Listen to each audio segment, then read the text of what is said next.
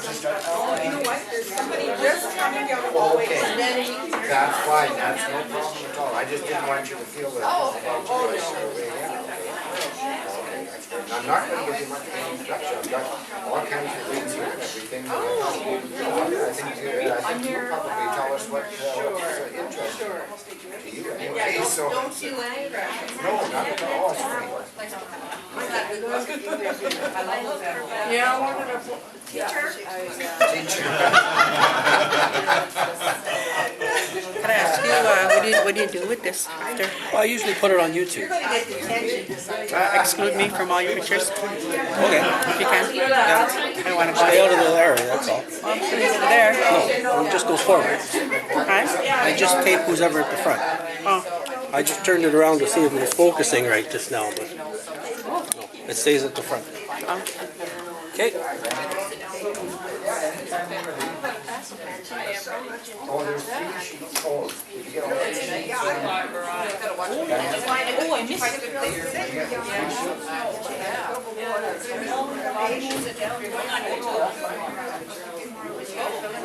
You can say yes or no, he said. We're on YouTube already. Are you? Yeah. Grey Wolf under. Really? Where? No, there's 2 videos on, and then. Can people search Grey Wolf? I don't know how you find it. I think it's welcome or, I can send it to you. I got one. oh, you got one? Oh, okay. Over there. Oh, you were over there, okay. Yeah, do that please. Well, welcome everyone to the Health Information Group meeting for April. We have the distinction, I think, of having Cindy Crowe here tonight. I've heard a great deal about her in the last hour or so. Actually from Fern, who has taken some courses with you and things like that, or from you. And I got an email, I guess a couple of days ago, and everything like that, with all kinds of information about Cindy. I was going to read it to you and everything, and I thought, you know what, not only is that dull and boring, I may not be touching on the points that are really important as far as Cindy's concerned, so I'm going to let you, or her, tell you all about herself, whatever she wants to say, whatever she wants to do tonight. We're going to be a captive audience. Cool. It's Cindy. Thank you. So, first off, right off the bat, we'll go around and everybody can introduce themselves because, oh boy, are you going to try and film me? No. I do a lot of moving. Well, I'll just leave it at the front. According to my daughter, who tries to take pictures of me, she says, "You don't stop moving. I can never get a picture." That's all right. That's because you're healthy. I don't know. What you tell us, what we can learn from, that's the main thing what we would like. Okay, very good. And I'm very You happy. can move on, I'm you very can dance happy. around. Well, I won't dance, but. Thank you. So yeah, the way that I would like to start off is if everybody, if you would be kind enough to introduce yourself. And normally, if we were having a session like this, we would be having this in a circle. So everybody would be sitting in a circle. Can we close that, just cleaning into it, cleaning, let's do a circle. Well, Do you want to do a circle? is that better? Yeah, that's good. Do you want to do a circle or too much work to arrange? Well, I thought I would leave that up to the group, but I didn't want to disturb the classroom because the classroom, like the way that you normally have it set up. The college. Yeah, so we just left it, but yeah, normally I would have rearranged the whole room and had everybody sitting in a circle, because when we introduce ourselves, we always go in a circular fashion and we always go to the left.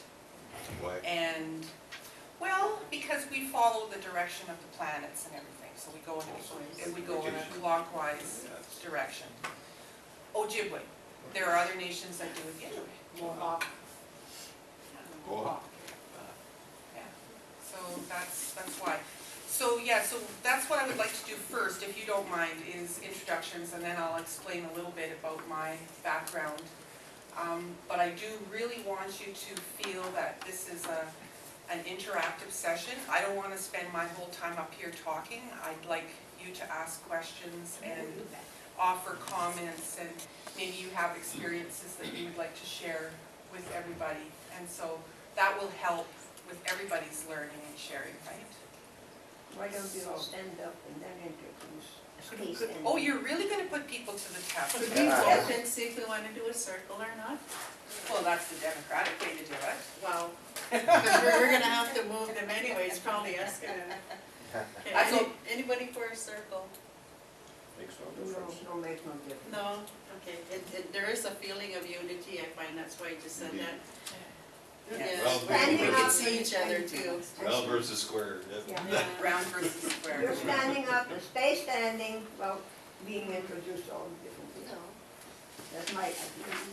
You would like each person to stand up as they introduce themselves? Is that what you're And stay suggesting? standing. Oh, and stay standing? And face the person who introduces himself.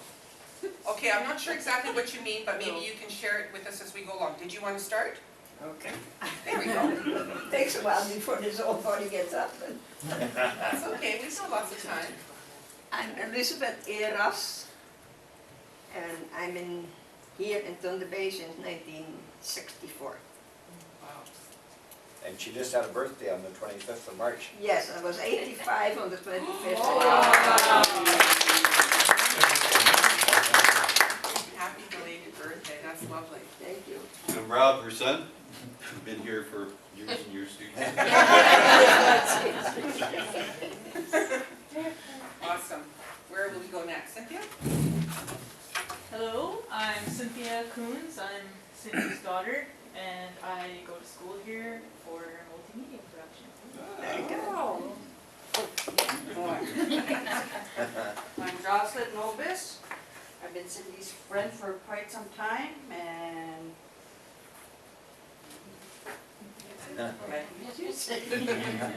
She's a very powerful elder. Hi, I'm Sandra McCaffrey. I'm the newest board member of Grey Wolf Traditional Teaching Lodge. And a recent retiree. Yes. Life of leisure. Maybe Well, we'll start over here. Yeah, I'm Calvin. You're Guy Camp running- Dorian. No. Sent some kids there one time. The shirt on to prove it, eh? And he is the one of the first ones to start the group together with Oh. Bill. Oh, nice, thank you. Who's next? My name is Dina Rute, and my spirit name is Pitateikwe, which means light that comes over the darkness. And I was born in Fort William and raised in Thunder Bay. Thank you. I'm Penny Hunt, and I'm a supporter of Cindy. Very good. My name is Doretta Knott, and I just usually come to these sessions because there's always something new, and there's actually a few things I need to learn tonight. Awesome. Cool. And I'm Bill Inglis. I have been a high school teacher for 32 years. I am 13 years retired now and loving it. And looking forward to this evening. Awesome. Great, thank you. I'm Ferd Lindstrom, and I like to learn about all kinds of things. So I'm not sure which direction we go in Yeah, now. right. Let's go here to this gentleman. Okay, Thank you. Dan Kotz is my name. I've been here for Thunder Bay for 13 years. Come here for just knowledge. Good. Excellent. My name is Linda Pickett, and I live in Pickle Lake. Whenever I get the opportunity to come to these meetings, because I've always wanted to learn about my health. Wow, you've traveled a long ways. Well, I'm just. Not on purpose.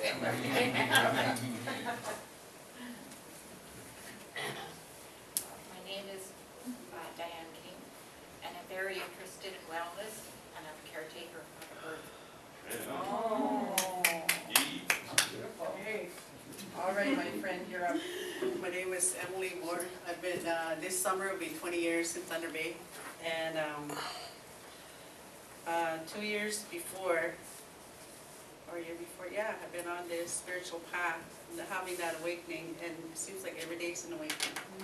Spiritual path, you know, we meet each other, and it's wonderful. Thank you. All connected. Hi, I'm Linda Mills, and I just heard about this randomly, so I'm here very randomly. You So lucked you're out. the one that's supposed to be here. Oh, invading I hand. am, yes. So I'm very curious. Thank you.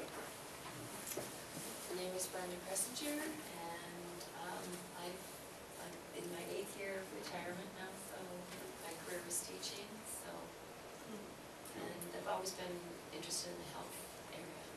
And she was a real good fighter to keep our drinking water healthy. Keep it from being fluoridated, yes. Yeah, so, Nice. Hi, I'm Julianne White, and I just like taking new and interesting things, so this one appeals to me. And I used to babysit for you. You also won one of the Hearts and Stroke calendar things, right? Yeah. Yeah. So I'm Sherry White, I dragged my mom here today. She's one of those winter babies and didn't want to come out, so we kind of dragged each other here today. But I told her how great Cindy was. I've had a couple great informative sessions with her and her daughter, and I think they're very inspiring. You're always going to learn something old and something new, just kind of. Beautiful. Wow. Thank you, Sherry.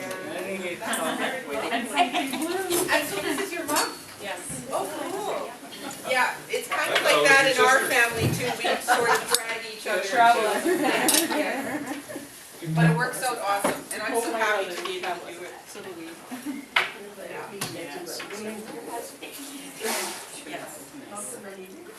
No. Yeah, people always ask me that. How come your kids like hanging out with you? I don't know. I'm really honored to be able to have that time You're with the them. guiding light. Not sure. I do feel like a mama bear. I'm not talking about size-wise. I do really feel like a mama bear. Cynthia is my firstborn, and I have 4 others besides. Girl, boys? Yeah, besides her. So she's got 3 brothers and then one little sister. And Samantha's turning 20 in May, and she just finished organizing that. I don't know if any of you caught it on Facebook and the news, but there was a Feathers of Hope forum going on last week at the Northwestern. She was one of the amplifiers for that, so she was one of the 5 youths that organized that. Yeah, talk about blow my mind. You know, to see her standing up there in front of 300 people very easily, lots of them, you know, dignitaries. She's just talking away like she's talking to her friends in the living room. It was amazing. Following Mama's footsteps? Yeah, big time, big time. She's really, both the girls, they're carrying on my job. Yeah. So speaking of my job, you might have seen the little cards that my daughter created for me, and I wanted to explain to you a little bit where this name comes from, Creator's Messenger. That was divinely led. The name was divinely led, and if you notice the eagle here, the silhouette of the eagle is believed to be the only one that can fly the closest to the Creator and more. And the thunderbird. Okay. All right, we have a thunderbird sitting here with us, so you know, it's the eagle that is Creator's messenger. And I do feel that is my role. I've been acting as a bridge for a long time, a bridge between Native people and non-Native people. And now I very much see my role. It's growing now. It's growing from that. It's not only that kind of a bridge, but also a bridge for people between heaven and earth, or the divine and earth, or the spirits and earth, however you want to. Whatever terminology you use or you're comfortable with. And, you know, I'm one of many, right? There's so many messengers out there. I'm one of many. And I'm quite proud of myself that I've finally acknowledged who I am, and I'm honoring that and moving forward, because the Creator's been challenging me for quite some time to step up and you know, honor the role that I have. And so finally doing that. So this is actually quite new. when did we do this? This is like less than a month. Yeah. Yeah, yeah, this is less than a month old. So if you get a chance to go to the website, you'll get some more information on the website. And so just a little background about me, myself personally. Born in Port Arthur. I have one Aboriginal parent and one non-Aboriginal parent. My mother is the non-Aboriginal parent, and her ancestors are straight from England. And her family, the Blundells, were quite big in Fort William and Port Arthur. I don't know, with the mill or with the politics or something. It was a long time ago, way long before I was around. And my father is Ojibwe and Cree. And so that's my background. After I was born here, less than 2 years later, my dad had us in a hydro colony, which doesn't exist anymore. It was called Little Long Rapids, and it was built there for the purposes of building a dam. So the only way in or out was on the train. So I've lived in a remote community already. And then after that, we were moved to Sudbury. And I'm sorry, don't mean to be offensive, but I did not do well in Sudbury. Something very not good about the energy there. I needed to be home here. And so, much to the disappointment of my 5 children, I moved us back here in '94. Everybody sort of kicking and screaming along the way because we lived in Sudbury, that was their home. But I think everybody's pretty well adjusted now to Thunder Bay. I think they all consider, except for maybe Samantha. She might still consider Sudbury her home, but pretty much everybody thinks that Thunder Bay is home. So, you know, I wasn't raised with the culture. I wasn't raised with the language. Dad chose to raise us mainstream, and I was raised as a Roman Catholic. And so how does a person like that become who I am today? Following messages, following dreams that I was receiving. And each dream, each message presented another clue. And I continued to follow the clues. And I still continue to follow the clues. Like I was just sharing with a few people what happened to me today. I think if you're willing to listen and courageous or brave enough to follow what you're being asked to do, I think it will bring you to amazing places. And for me, many times it meant literally jumping off of a cliff. My first business was Crowe Consulting, and I started that 7.5 years ago. And to start that business, I'd actually quit a full-time government job. You know, benefits, pension, the whole thing. But I knew that in order to honor my spirit, I couldn't work in an office anymore. I just couldn't do it. Every time I walked into that building, I just felt like somebody was going to strangle me. So I had to honor myself and run my own business. And somehow, it worked. Somehow it worked. Somehow it paid the bills. I was able to buy a home. You know, I have a reliable vehicle. We had Cynthia's wedding in 2010. You know, yeah, somehow it's managed. But then again, as life changes, and I find that it sort of does these 7-year cycles, and here I am again at my 7-year cycle, and once again I'm standing on the edge of the cliff and I'm jumping off again. I'm transitioning from this consulting business to doing this spiritual work full time, and I can't tell you how much trust and faith that requires on my part, and a daily reflection about what I'm doing. And I had a really good reminder today. I'm going to share it because it's on my mind. In the work that I was doing before, we used to respond to a lot of RFPs. RFPs are requests for proposals. So let's say that the government wanted a job done, they would send out this RFP and contractors would respond to it. And that was what I did. That was what I did for 7 years. So anyways, this one came up and got some colleagues and they said, well, we should bid on this. Well, I've been for 3 months sitting at home, working on this, reflecting, writing my books, not doing this busy stuff in my head, right? So anyways, I said, all right, take a look at it. So we were on this conference call this afternoon, and for an hour, I'm sitting there asking myself, can you really do this again? No, I can't. So the decision's already been made, and away I go again. And I think it's important for me to share those messages with people because there may be somebody in the room that may be sort of at a fork in the road themselves and wondering, what do I do? Do I have faith? Do I have trust? Do I jump in? What do I do? Has anyone else had a similar experience? Do you want to share? I like you, Cindy, I quit a government job to follow my passion of being self-employed. And in 2000, I did it, and here I am 13 years later, I'm still self-employed. But I'm also at a fork in the roads too.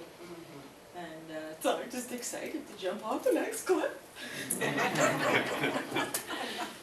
I know, it's bizarre. Yeah. It's really bizarre.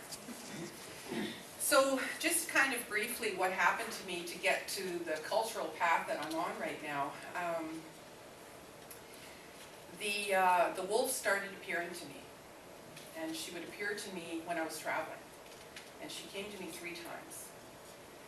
And I really didn't understand what that meant. I didn't have any elders at that time. I had nobody to guide me. So I was really sort of winging it. And I had traveled down to South Padre Island, Texas for a winter getaway with my family. And while I was down there, I received my first vision on the Gulf of Mexico. And the vision was, there was a mama bear in my kitchen. See how the mama bear keeps coming up? Yeah. And I was standing in my kitchen, and she was in front of me. She was a very, very large bear. And I remember thinking, I have no fear. I'm not afraid of her. That was so interesting to me that I didn't experience any fear.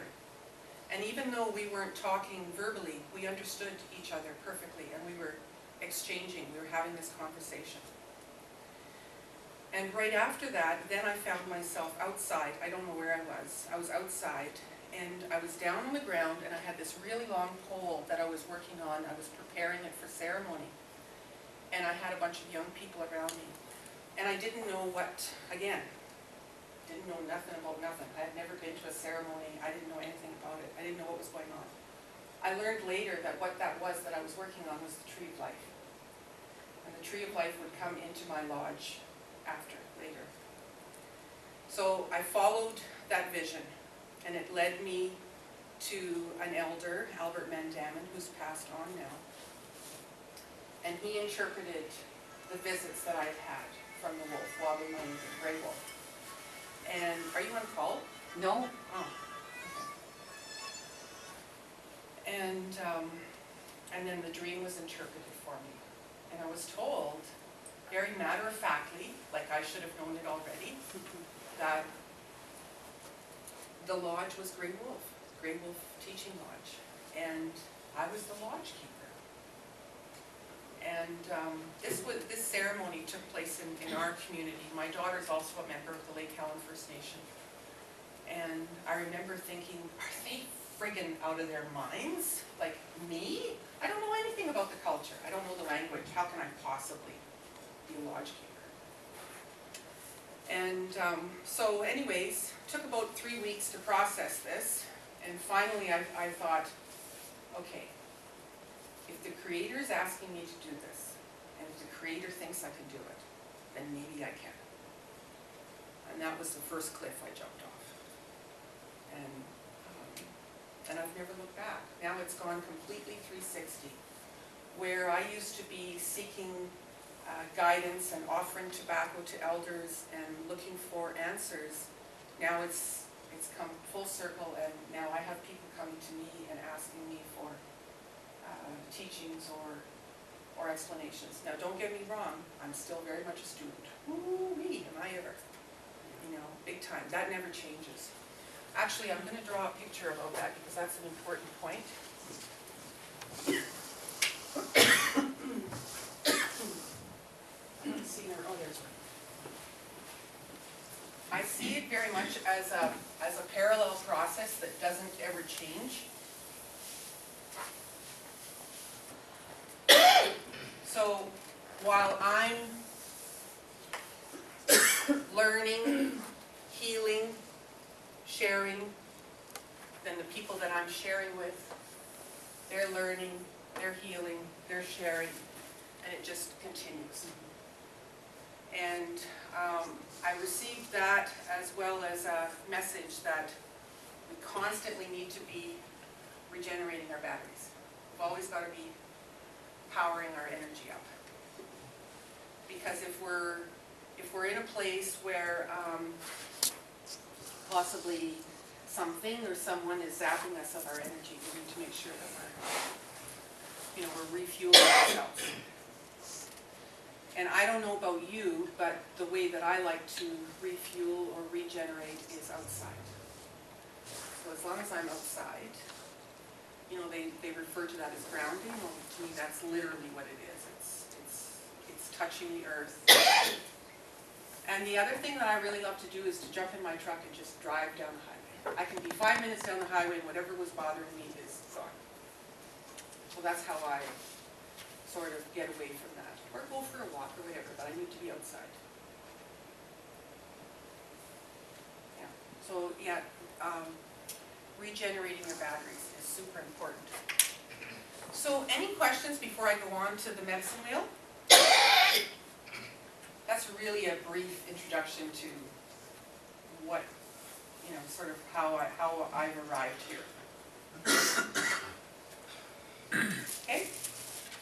So if everybody saw their handout, how familiar are you with medicine wheel? Familiar? Yeah?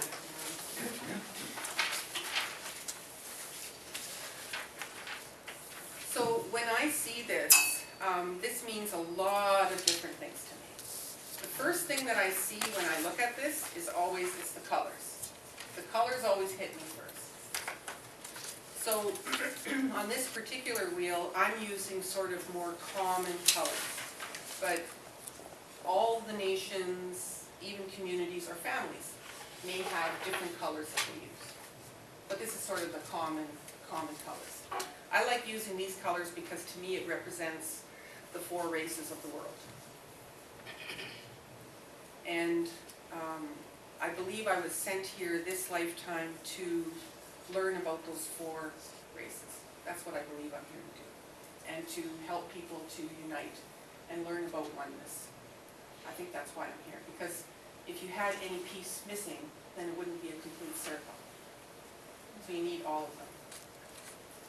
And the example that I like to use is, if you were to go for a walk in the bush, you don't see all the cedar trees hanging out in this corner and all the evergreens over here and the poplars over here. No, everybody's mingled together, right? Everybody's together. That's the way it's intended to be. So I believe universally that this teaching, that's what it represents, is the oneness and the unity that that they're sharing with us. That's what these teachings are about. So that's what I see first when I look at this. Then you can see the 4 directions on here. And usually things would start in the eastern side. So if we were going to use this, let's say as, like if you were plotting somebody's life. So I should have my artist daughter doing this. Not me. So I'm going this way.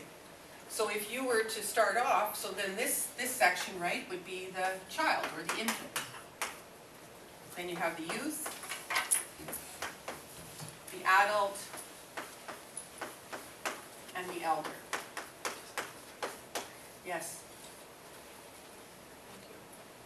So this is a tool that's used in many rehabilitative settings or in an incarcerated setting. And you would ask the person sort of, well, where are you now on this wheel? And, you know, it's pretty awakening when you realize where you are on there and how much time you have left. That's for sure. Right? So for a young person that's going through this, they'd be like, oh wow, I'm already halfway through the circle. And look where I am today. Maybe I want to change my focus a little bit. And it's the same for us as we're working through our decisions that we need to make. So that's just another example. So the idea is that everything that you see on the medicine wheel, it's always representative of fours. There's four. And you've got the four main medicines on here too. And I did bring some examples to show you if you wanted to look at that. I wasn't sure what we were going to be talking about tonight or if you guys would have questions. I didn't know how it was going to go.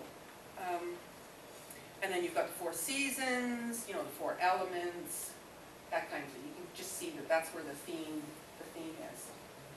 So a lot of the work that I do a lot of reflecting on the medicine wheel. Because if it doesn't make sense on here, then it probably doesn't make sense. So any questions about the medicine wheel? Yes? What are the 4 races? So, excuse me, so I would look at it as, and excuse me if I'm not politically correct. Don't shoot the messenger, okay? Caucasian would be the white.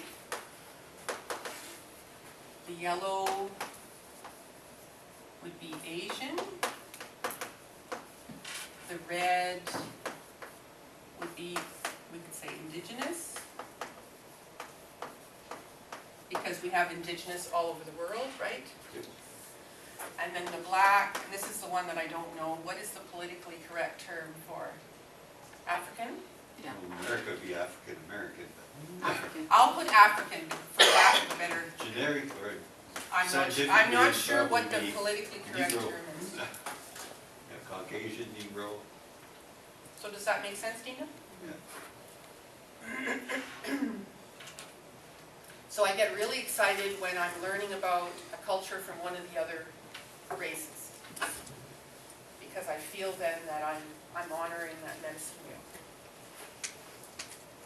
And Sandra and Cynthia and I, we just took a book study with the monk from the Arrow River Hermitage on the Tibetan book of living and dying. Holy man, yeah, that was a big eye opener. Learned lots. I'll have to reread that one many, many times. And we're going to attend some of their discussions that they have out there. Has anybody been out there yet? Is that the one out by the border? Yes. Where my son was an early teen, he had spent some time out there. Oh, okay. It was very transformative for him too. By the border, where's that? Mm-hmm. So just before you get to the border, there's Highway 593. It's a right-hand turn at the top of that hill. You go down there, it's about 15 kilometers. And yeah, those sessions are open. They're going to start now being on Saturday nights at 7 o'clock. And I'm going to try and get to as many as I can this summer. But yeah, I learned so much. And I thought, wow, that's simply from, you know, one color, right? How much more do I have to learn yet? Oh, look at a good girl you are. Thank you. Read our minds. Yeah. And we did participate in an African ceremony last summer? No, last fall. Last fall. It was called a youthing ceremony. Yeah. So we attended one of those on a full moon. So that was pretty cool. So, yeah. So that's sort of my understanding of it, right? and everybody has their own teachings, everybody has their own beliefs, but those are sort of my understanding. That's what's important to me.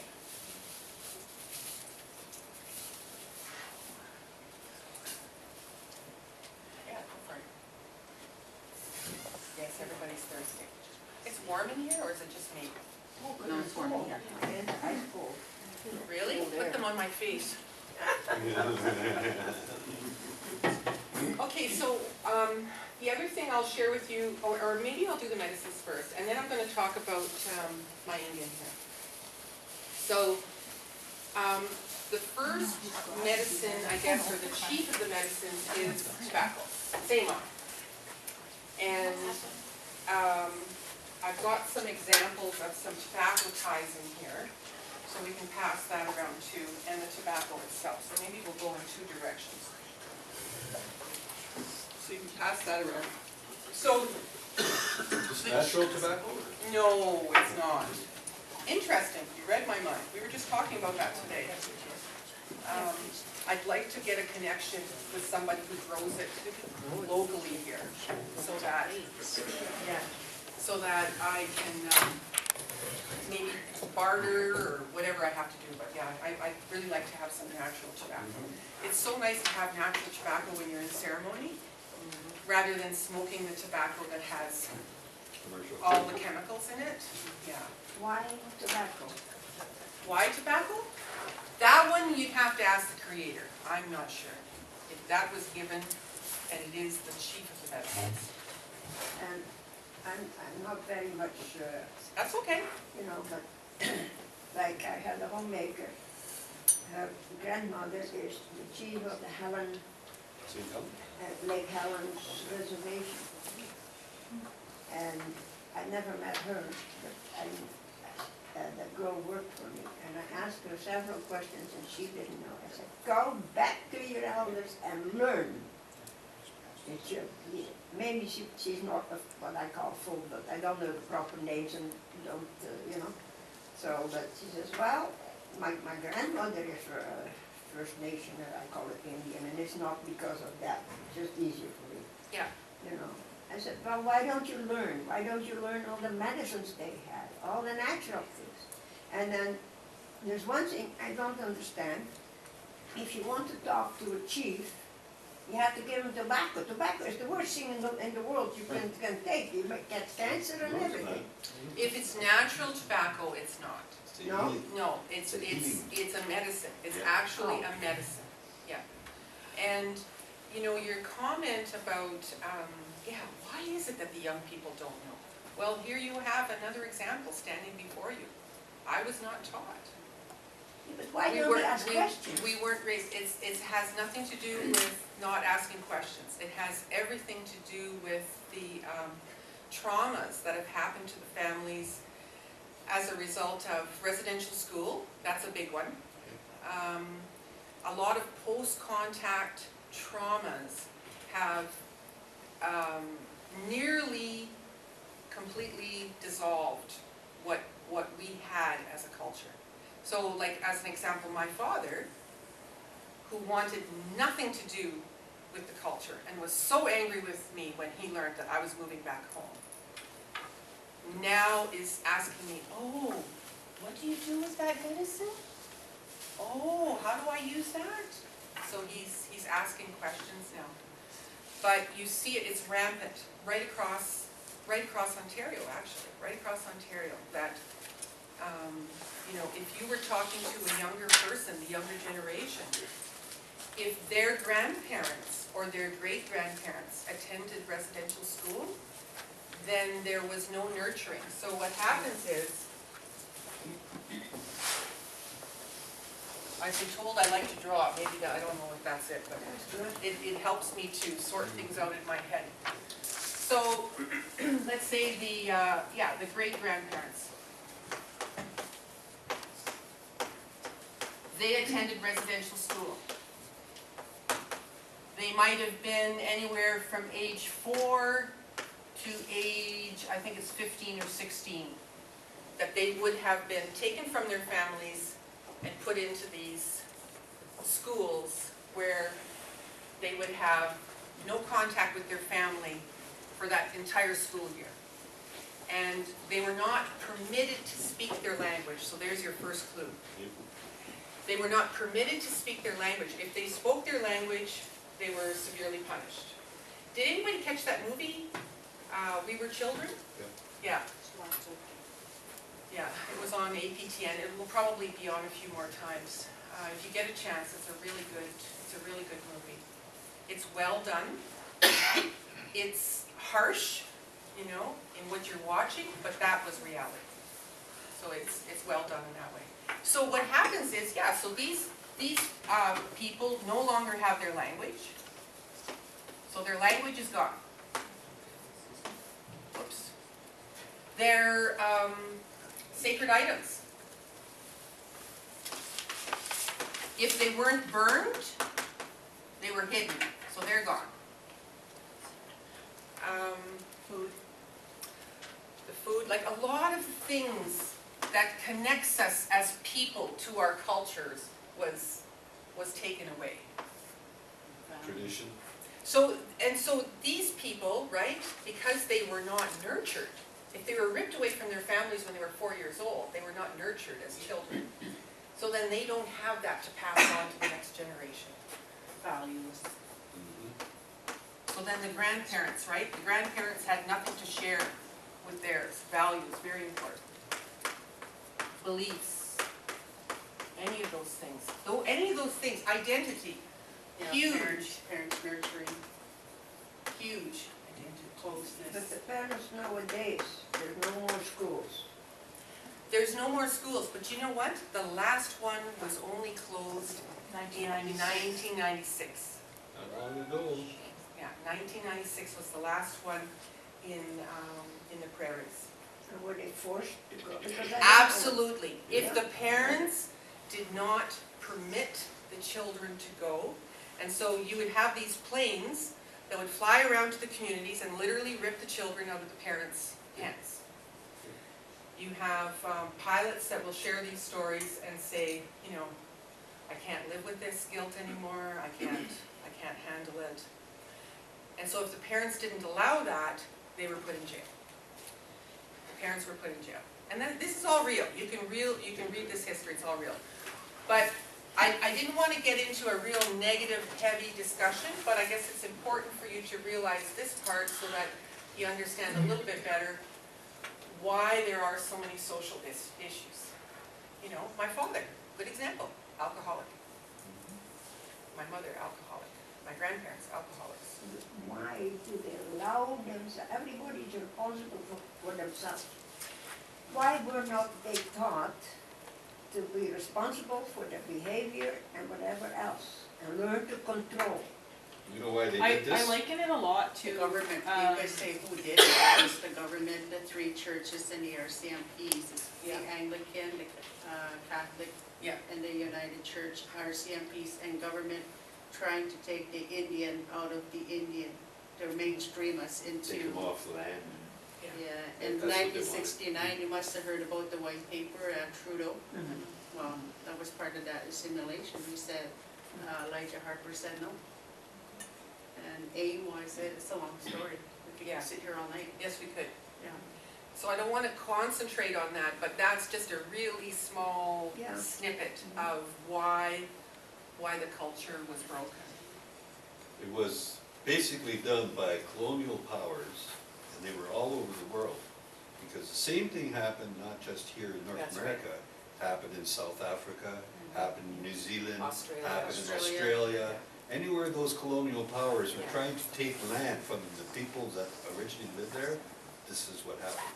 Well, they're doing it in, they're doing it as Amazon right now. Absolutely, Yes, same I saw reason. that, yeah. Same reason to take the land, right? For people, yeah. Yeah, they're gonna flood their land. Yep. Yeah, so the land will be lost again. But one thing, maybe, Oh, sorry. yeah. Go ahead. Oh, sorry, go ahead. No, go ahead. Yeah, it's just, I find it's important to help people make the connection if they haven't already, that it is an awful lot like what happened to Jewish people in the Holocaust. Yeah. Because although it didn't happen that quickly.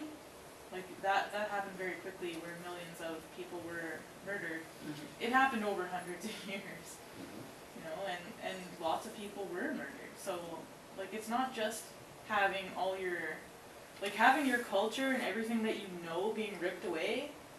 Unfortunately, those were the lucky people. Like all the other people were killed. So, and I'm 31 years old, and I didn't know that this happened until I was 28 years old. Like this is not something people talk about.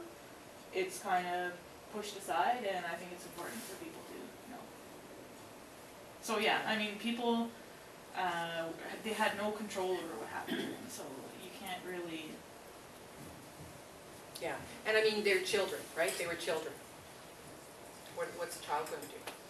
Because right now, there's so many teenagers, and why can't you grab them and teach them to behave? Because as a handful or become drunks and you're afraid to go in the streets, why can't somebody do something and straighten them out and give them some pride in themselves? That's why we're here. Good. Every person, I believe, has that opportunity Yes. to provide that hand, extend that hand to that person, and you could make that change in their life. And it could be a forever change. So I always encourage people, you know, you could be standing in the grocery line at Safeway or at Walmart, and you could say a kind word to somebody, and that could change them forever. Because they're not expecting kindness. That's not what they're expecting. They're expecting racism, and they're expecting, belligerence. That's what they're expecting. So if you were to talk respectfully to them, they're not necessarily expecting that. So you could really change somebody's world. But let's go on to the next medicine. So that was tobacco. Seema, any questions about that one? Yes. Many years ago, someone gave me tobacco seeds. So I'm a gardener. I wanted to grow them. So I did. Cool. They were very hard to get started. And you put them down, the seeds are so small you can't separate them. So you got more than you required. But once they got up and running, they took off. And the more leaves you took off, the more you got. And they got at least 6 feet tall. It was amazing, and by early fall, I had lovely trumpet flowers on top, small ones that the hummingbirds got just before they flew away. Hummingbirds. Yeah, it was amazing. Now I'm on a small lot, but I'm, Wow, that's cool. it's still something. I'm hoping to be moved to a larger place where I can grow it. What do I you do with contacted that? Well, at the time, I had no idea it was getting so much. And so what I did was. You're a very abundant woman. I am. Yes. So what I did was I dried it. You should have seen in a small rental apartment, those leaves hanging out. And I put them in bags and I crushed it up, and it makes a fine pesticide for a garden. I got about a 10-year supply. Oh, cool. But, How does it smell? Does it smell like that? yeah, Yeah. yeah. Wow. Big like elephant ears, and it was healthy. Nothing ate it, interestingly.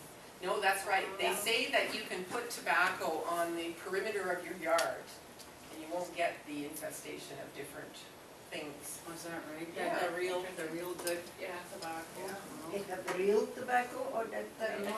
So natural tobacco, without any of the chemicals They used or. to use it in greenhouses as smokers to kill all the infestations in the greenhouse. Oh, Yeah.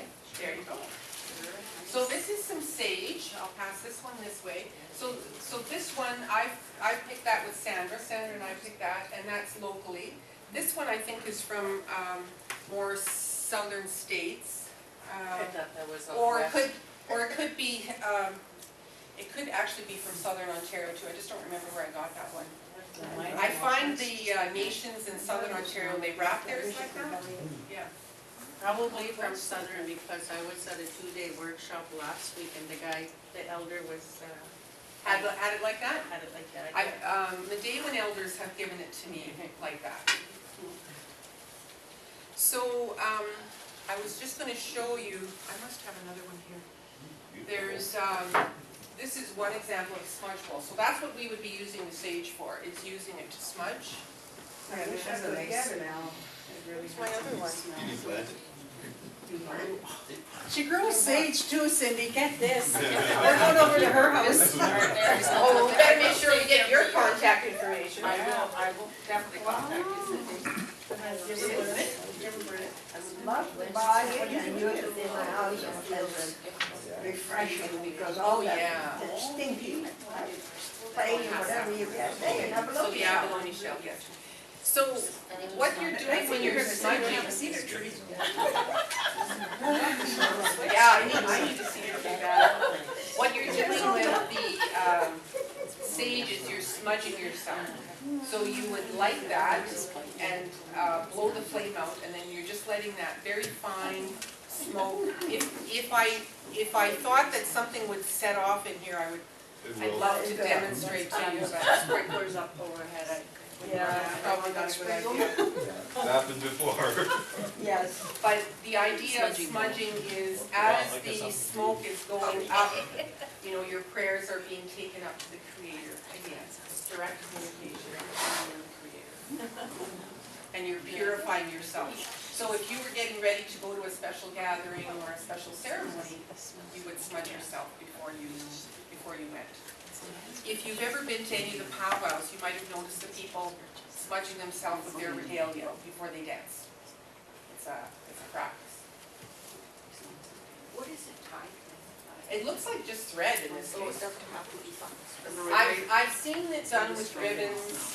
It could be tied with ties. That's real. Does Yeah, it have that's to the sweet grass in country it? is. So, if I find the ones you pick by the road, I picked some by the train tracks Did you one see this time. one They're already? not as, the smell is not as strong, but if you get closer to that in the bush or the water, Yeah. it's like the cedar, cedar, same thing. Yeah, Cedar, yes. yeah. It makes cedar, it's Yes. really good.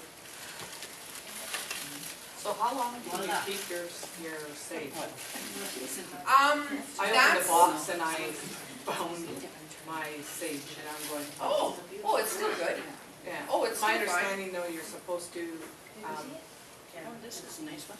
give it back and get new or. You can, but if it's fine, I would just use it. I would just use it.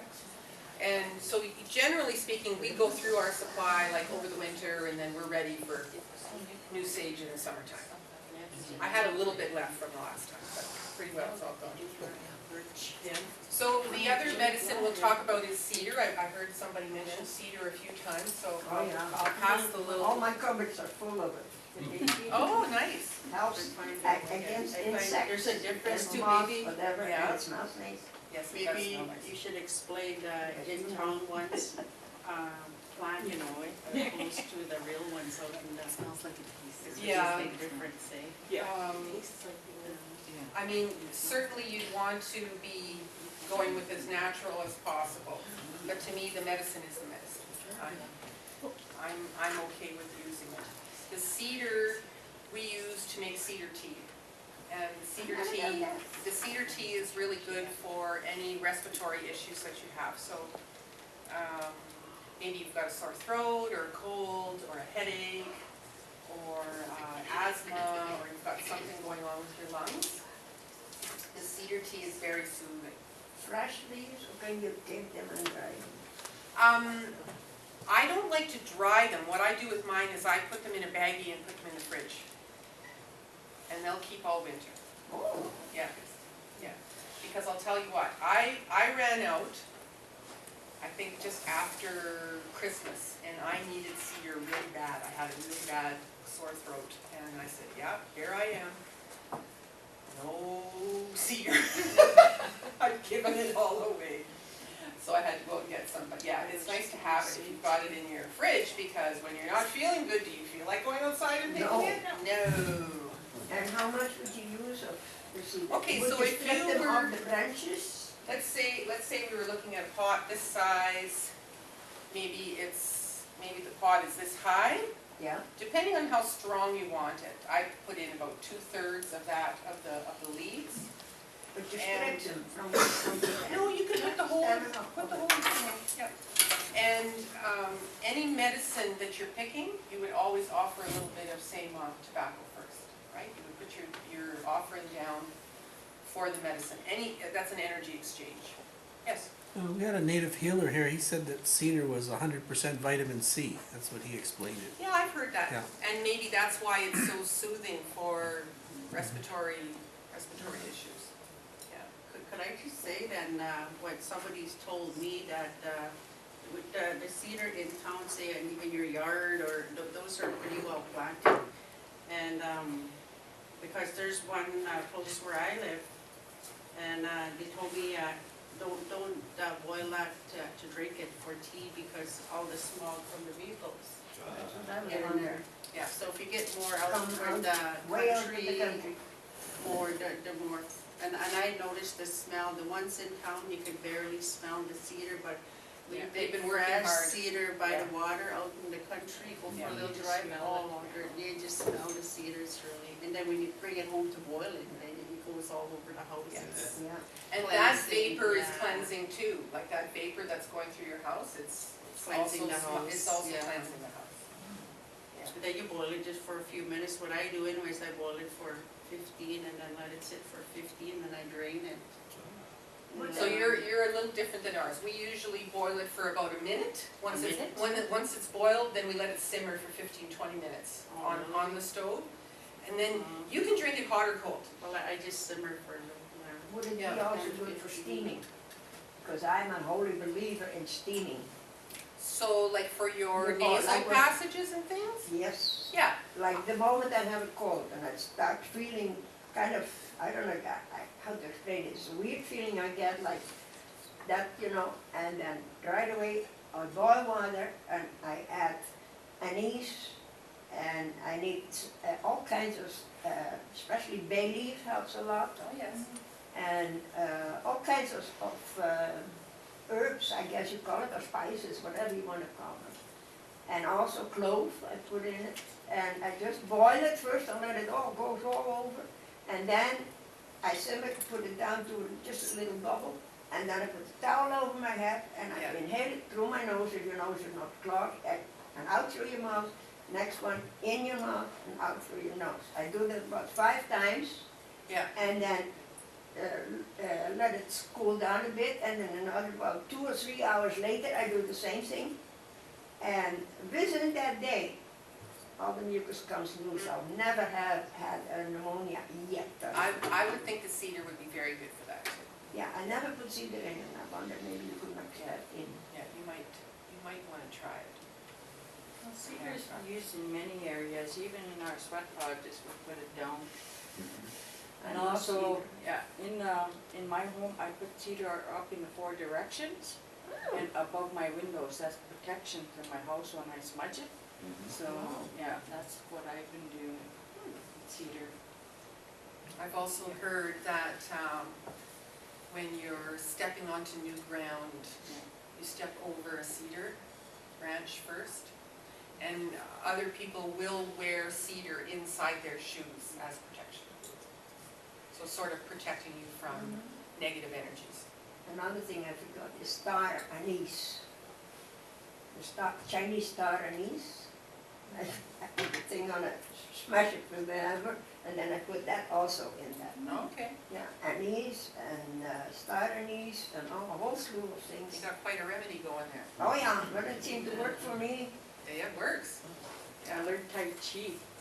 You learned Yeah, Tai Chi? That's I very good. finally made the connection about this Tai Chi, eh? The energy, like Oh grounding. yeah, Yeah. yin and yang. No, I cannot do no demonstration.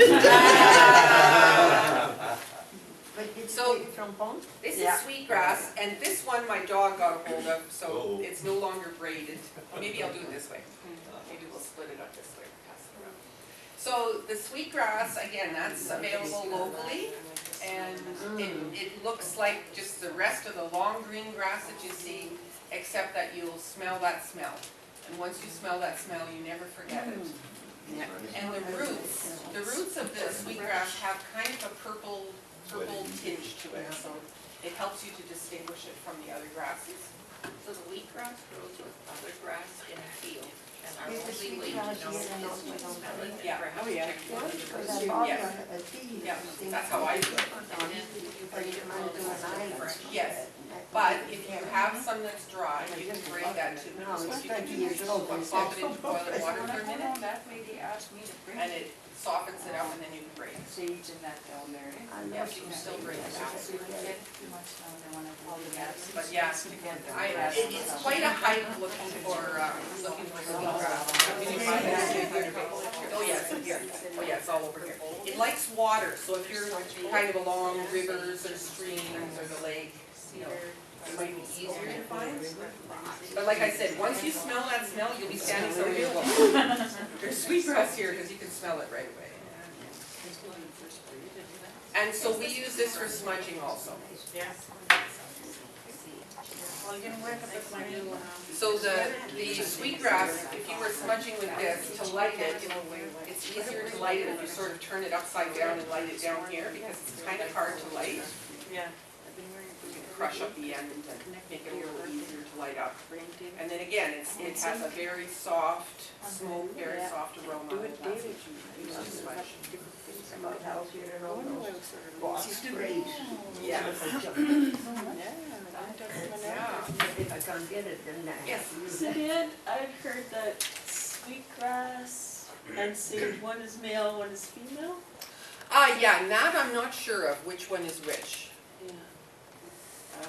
That's entirely possible. I know that, like, when we're talking about cedar, there is male and female cedar.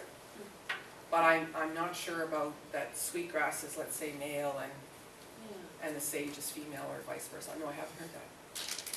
If you learn, share. I've heard it somewhere, and I don't know if it's true or not, or. Yeah, it's possible.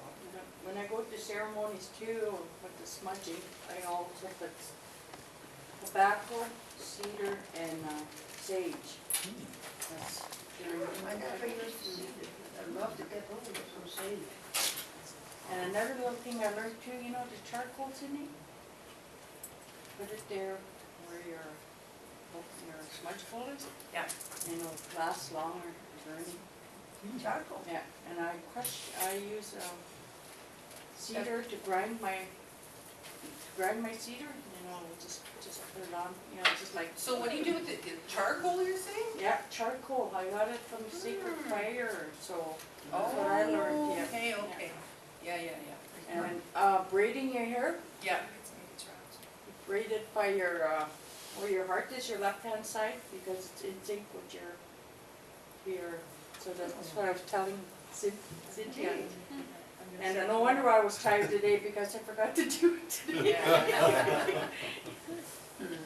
Thank you. Yeah, that's what the teaching lodge is all about. When we're in lodge, that's what it's all about, is sharing. We're sharing, and so we love to have people from other cultures come in and share what their cultures are. Yeah, That's the very best. What do you use abalone shell? I think because of the holes, so it doesn't heat up as fast. It's like not native to the area, you No, have to go to a no, coastline. to get but it. if you were to look at the history of the peoples, see, now this is when I need our archaeologist, board member here, Jill. She could explain it to you much better. But it was traded up from the southern states. Oh, I see. And then they brought our amethyst down there. I know they And traded vice the versa. copper too, Yeah. they traded amethyst and copper. all Copper the way is down very to big here, Mississippi. yeah. It's better than the day one too. And they That's the traded copper's them for for the day. abalone. Okay. Yes, yeah. Yeah, very interesting.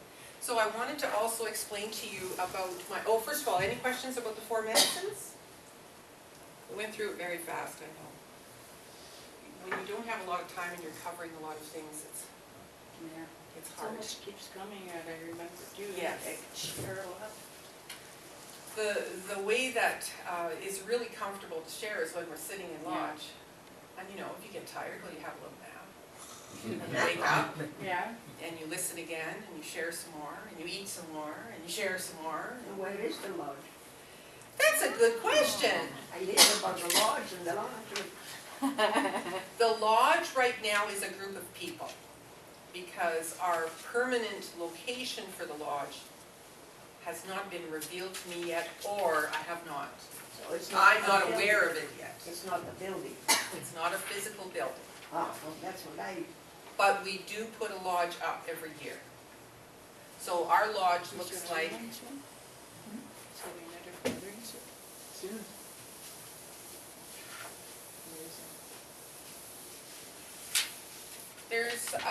there's several people in here that have been in the lodge before. They could share their own experiences with you. So the teaching lodge, or Shabandawan, has these ribbons made out of saplings. And then you've got the structure, and there's 12 altogether. So the way that you start is you put tobacco down and you make an offering, a prayer for the saplings. That's the first step. And you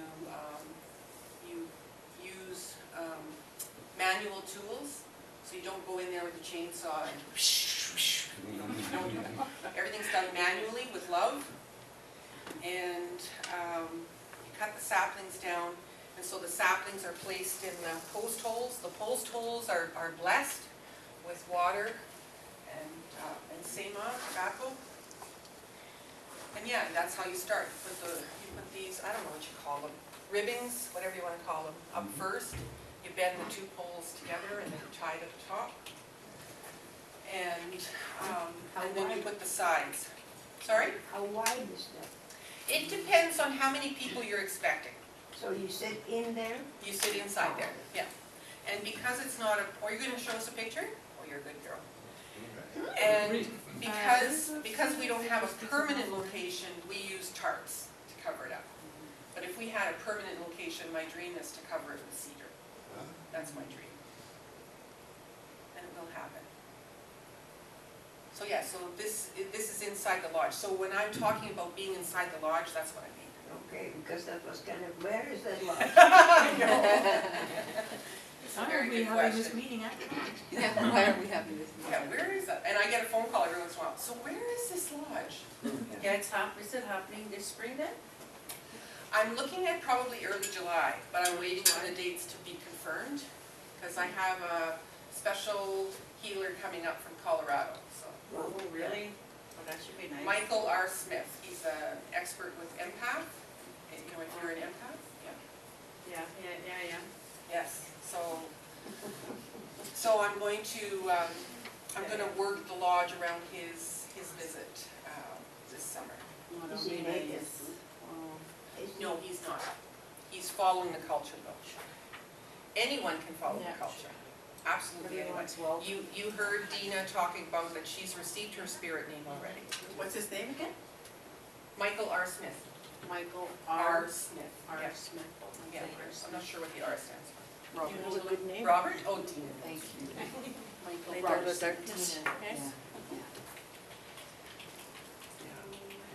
So It's gonna be in Thunder Bay, though, and maybe you would do it this time? Yes. I'm thinking maybe Centennial. Yeah, that's a nice location, there's a lot Yeah. of cedar and a lot of That's where one of the medicines over there. vortexes are, so I might be going back there. The what? Vortexes. What's the word? Come on. Is it a positive word? Yeah. Vortex. Vortex, yeah, but it's like it's, I don't know. It's an energy field. Like something that sucks No. you in or. Never heard that, so, that's on Star Wars? So if you've heard of Sedona, Arizona? Yes. Yes, so that's what one of their big features are there is that they have vortexes, and their vortexes come from the divine, the heaven. Yes. Our vortexes come from the earth. Yeah. And so the vortex is like this is what I think the vortex is like. This is what they're showing me. It looks like this. That's what I'm being shown. And so it joins the energy from one point to another. Physical vortex would be a tornado. Yeah, Which is changing Well, cold air there's- for warm air, there's right? one. Have you got the picture from the 2010 Elders and Youth Gathering to show the inside picture? Is You that can go to the one down report, at, right? Old Fort. Yeah, There we go. This one's at It's Chippewa, eh? Yes. That was the biggest one Is we've that ever where seen. Yeah. Ron was there at that time? Yes. Oh, here's, oh, hang on. Does Ron still come? No, No, he's got it. There it is, all covered up. but that's from 2011. I was kind of hoping to see the other one. Can you, It's, will this one open up a little bit bigger? I'm pointing, but she's moving too fast. The middle one there. The one in the middle one, no, yeah. that's as big as it goes. I could. You can go to the report though.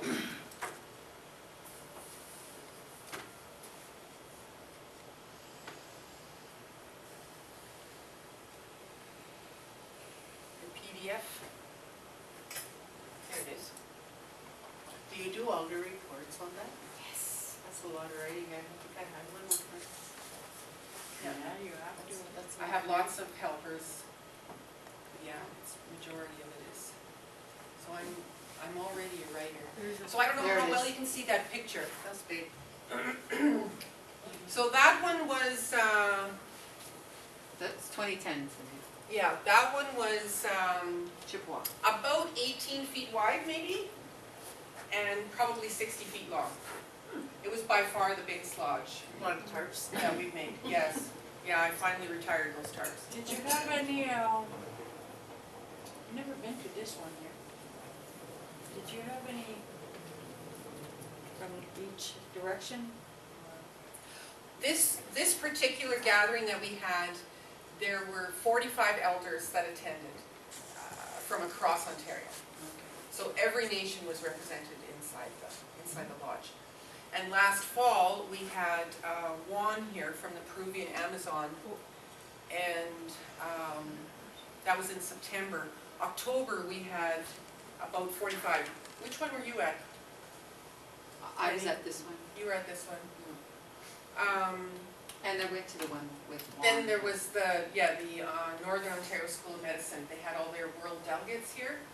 So there was 45 doctors and teachers of doctors in the lodge. That blew my mind.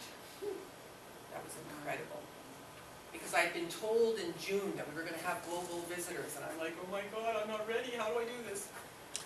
Talk a little bit more about sacred fire. Everybody, I don't know anything about this sacred fire. They call it sacred fire. Why do they call it a sacred fire? And is it just a particular fire that they?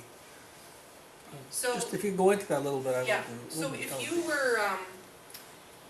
you were going to be putting tobacco, like let's say you're offering tobacco as a prayer, then you could put it in the sacred fire. That's one place. Now, when I say sacred fire, I mean that people are not using it to dump their paper plates in, and What type of wood? their cigarette butts. No. They're using it simply for purposes of ceremony. So the only thing that's going in there is the sema, the tobacco, and offerings to the spirits. And So what kind of wood? different kinds of wood. Oh.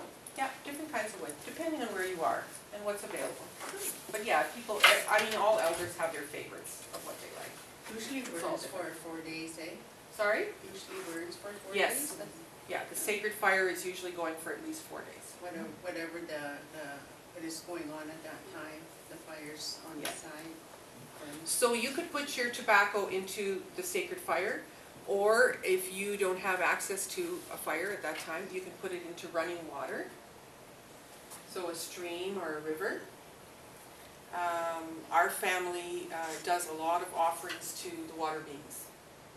The water beings are very, very helpful when it comes to healing and help that you need in your family. So we've made many, and they've all been extremely successful. Yeah. And the other place you can put tobacco is, let's say, out in your yard next to a tree. You know, that's another place you can put it. And if all else fails, you put it down wherever you are. I said where the dog doesn't poop. Yeah, where the dog- yeah, that'd be So it's good. a clean area, eh? Yes. Could you explain the difference between making offerings to, do you make offerings to nature, or is it special gods, or is it like, I don't know, like, you know, like you came from Catholic upbringing, now there was one God, and there was his so-called son, Jesus, and, but how does this work? What are you making offerings to and stuff, like it's just to, So it's What- very personal, right? Yeah. It's a very personal thing. It's, perhaps, as an example, if I received a dream about a bear, and the bear was showing me that he was hungry, as spirits will often show us that they're hungry, then I would feast that bear. And I would feast the bear with things that I know the bears like.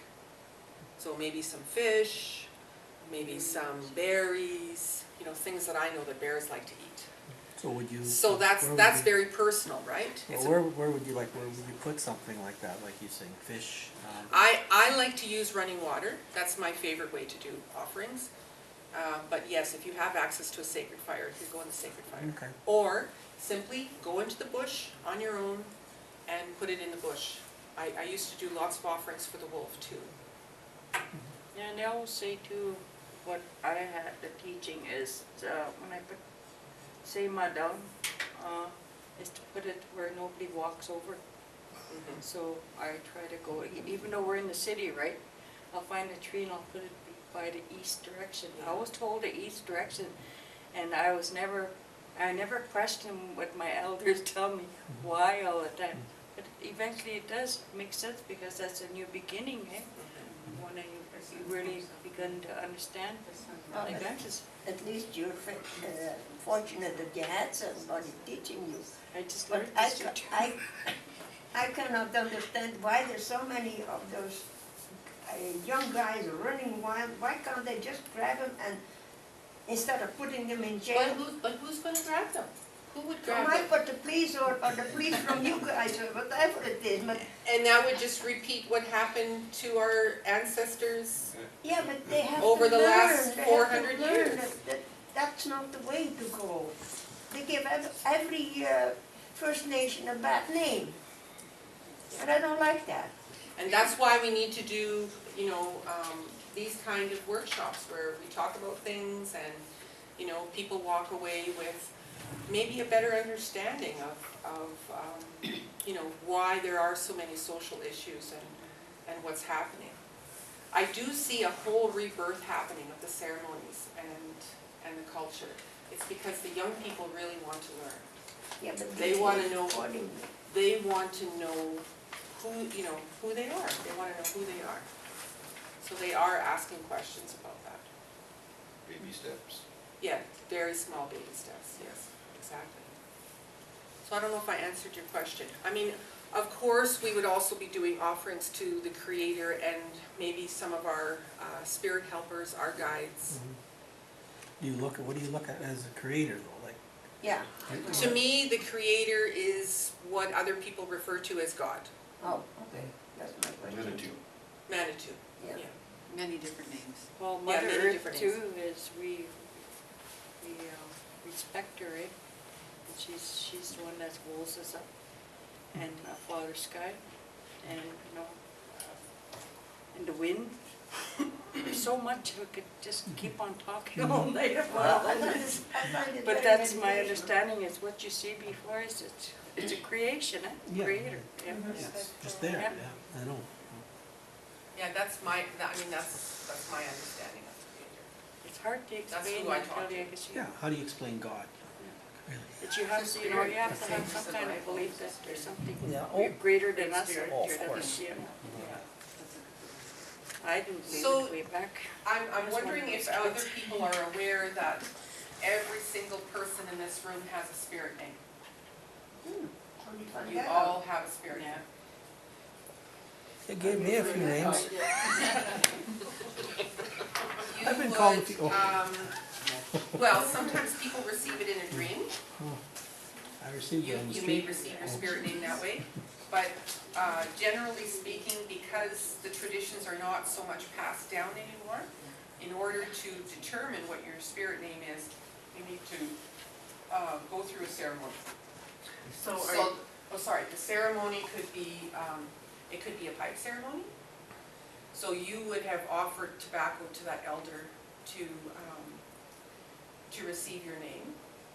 And if the elder accepts that tobacco, then that's like a contract, right? That's a commitment on that elder's part. He is now responsible to do what it is that he or she committed to do. So it could be done through a pipe ceremony, it could be done in sweat lodge. Again, it could be done through a dream. I've had things happen through dreams. It could be a shake hand ceremony.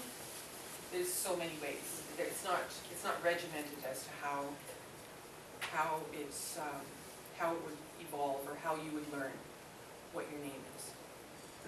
I'm wondering, Dina, would you mind sharing your experience? Yeah, okay.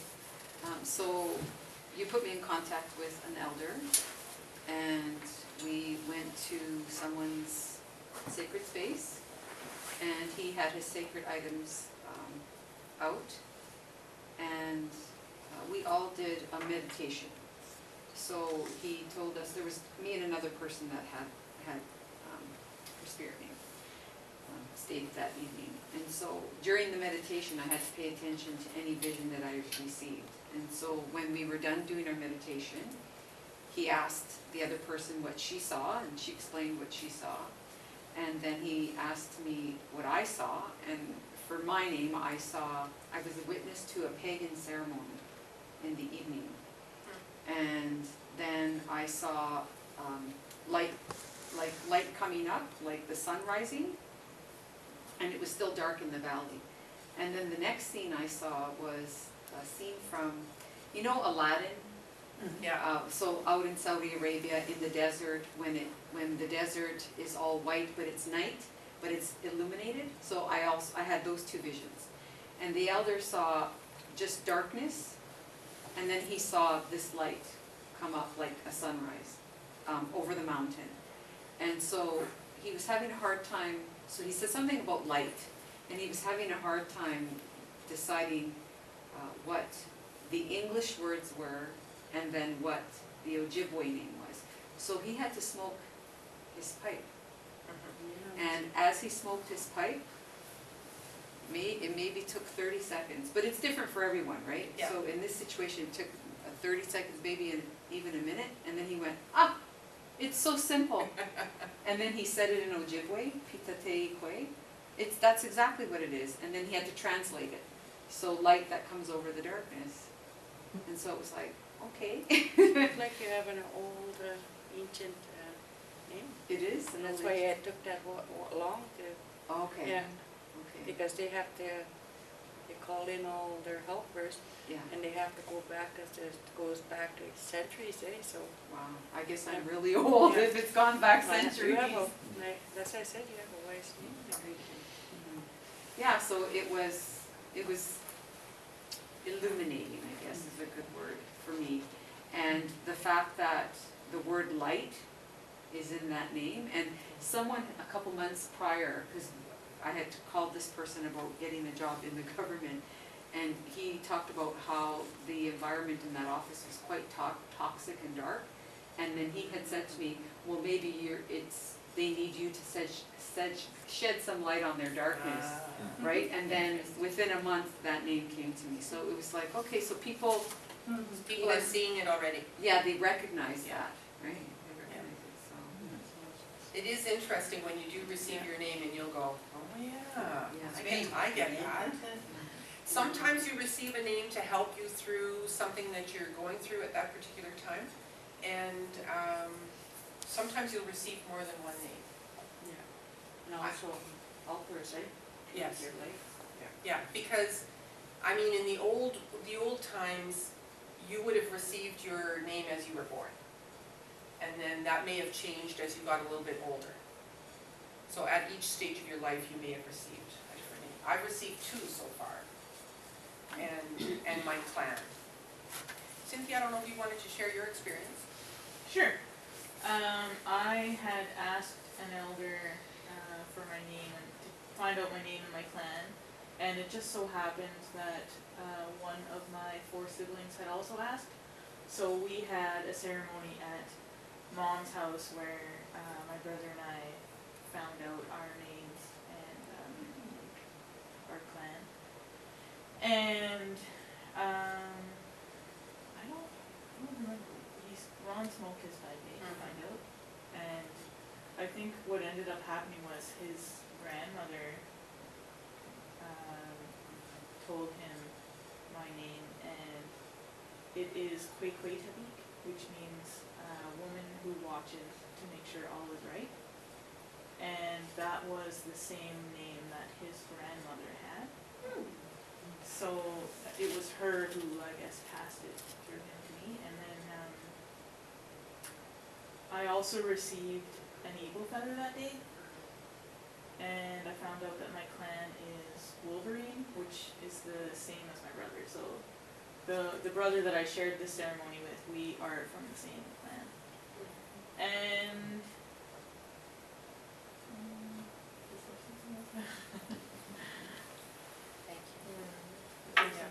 It's a very special moment in your life when you know what your spirit name is. Yeah, so I wanted to make sure that I shared that with you, that everybody here has one. And if you'd like to know your spirit name, feel free to ask. You'd also have to get it through the sweat that she was mentioning too, right? Yeah. For me, I didn't expect to get the. Oh, that's my right, I name, was yeah, there yeah. that day. That's what right. we found, yeah. I was just coming to the sweat day. Yeah. All of a sudden, It came out. Yeah. Yep. And that sometimes happens. Yeah. You're not there for it, but they may ask you, Yeah, they're. are you willing to accept this name? Yeah. And then you're told what your name is. Yes. How would we find out our spirit name? How do you go about So. that? It could be a better name than they've been calling me. All those kind of names. I've been called a few names. No, not that deep. Gotta be better. It's nice to know what your name is, again, because it may be helpful to you in a situation that you're in. And it also can help you with sort of with your divine life purpose too. It helps you to understand. But to answer your question, so you would have a discussion with somebody, and I'd be happy to help you with that. You would have a discussion with somebody, you would offer them tobacco. That's the energy exchange. And as I said, it comes in different ways. And it may not come right away. So you have to be patient with how it works. Sometimes the elder may receive a dream and may not receive that dream for a few months. Where do you get the tobacco?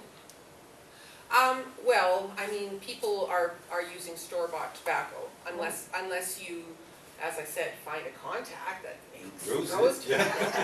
When I find my seeds, I'll throw some in. There we go. And then when they get a good size, I'll give them to you, you can pass them out to who you know, right? And there's also distributors of natural tobacco. One of them is Mother Earth Tobacco, and they're out of Manitoba. yeah, it's Manitoba. I'm trying to remember where. It's outside of Winnipeg. Anyways, you can order it from them. So it's motherearthtobacco.ca, and they come in beautiful little packages. They package it really nice too. So it makes great gifts. So that's. But you know what? I have seen people pick up cigarette butts outside and offer that to an elder, and it would depend on the elder what they would do. The thing you have to keep in mind is that tobacco is not being necessarily offered to that person, that elder. It's being offered to the Creator. So I often will say, would the Creator say no? I don't think so. I don't think so. The Creator would accept that tobacco lovingly. So what does the chief do with all the tobacco? The what? What does he do with all the tobacco? The elders? Yeah. Usually if whatever they don't use in their pipes or in ceremonies would likely be put into a sacred fire or in water or, yeah. I think she's getting chiefs mixed up with a spiritual elder shaman. Oh. Because chiefs today are not sitting there with their pipes anymore, like they see in the movies. It's different No. now. No. Yeah, they're elected now. You do have some, like the ones from the far north still do follow traditional values in the sense that if they had a decision that they had to make, they would go and seek guidance from the, like the main family heads or the elders and ask for their guidance. But you don't see that too much around here, like the road accessible communities. You know, the chiefs pretty well make their own If decisions. you meet one of the chiefs here that is pointed out to you, and you would like to talk to him, you can't just go there and ask him if he has time to explain something. It depends who Or it do you is. have to give him first a bit of the back? It depends who it is. Now, the thing is, not all elders, not all chiefs, not all leaders follow traditional spirituality. Oh, okay. There's a rebirth happening with that. They may follow the Christian belief system. And so that's correct. You would not offer tobacco to somebody who is following Christian. How do you know? You have By to their- ask, By their you have to deeds. ask, By the and deeds. do research beforehand. Yeah, yeah. Yeah. Yes. Tobacco, I'm missing some here. You passed some around, it was in little red pouches. You said put it, I don't know if it's in or on there, so does it have to be in red pouches? No. Does it? No, those tobacco ties, these were made for the purposes of a residential school gathering that we attended last fall. And we needed to make 600 of them for all the guests that were attending. So we made very small ones, but in each one of these tobacco ties is a pipe full of tobacco. So you need to have, and that's kind of the rule of thumb, that when you're offering tobacco, it needs to be at least that much, right? Because if the elder is going to smoke it in his pipe, there needs to be enough there to make that offering. But for, let's say I was going to make an offering of tobacco to cut down the saplings, yeah, I wouldn't use a tobacco tie. I would just put it there loose. So you place it on the earth as opposed to digging a small hole to put it in? Yes, yeah, yeah, that's what I would do. These are more for gatherings and things like that where you're gonna hand the person tobacco so that they don't have to, you know, sit there for 3 hours with the tobacco loose in their hands. Although we'll do that, Yeah. you know, if the situation arises, that's what we will do, or we'll put it in something else. And we like to use the left hand. I heard Jocelyn pointing out earlier about the left side. So we like to use the left hand because it's the hand closest to your heart.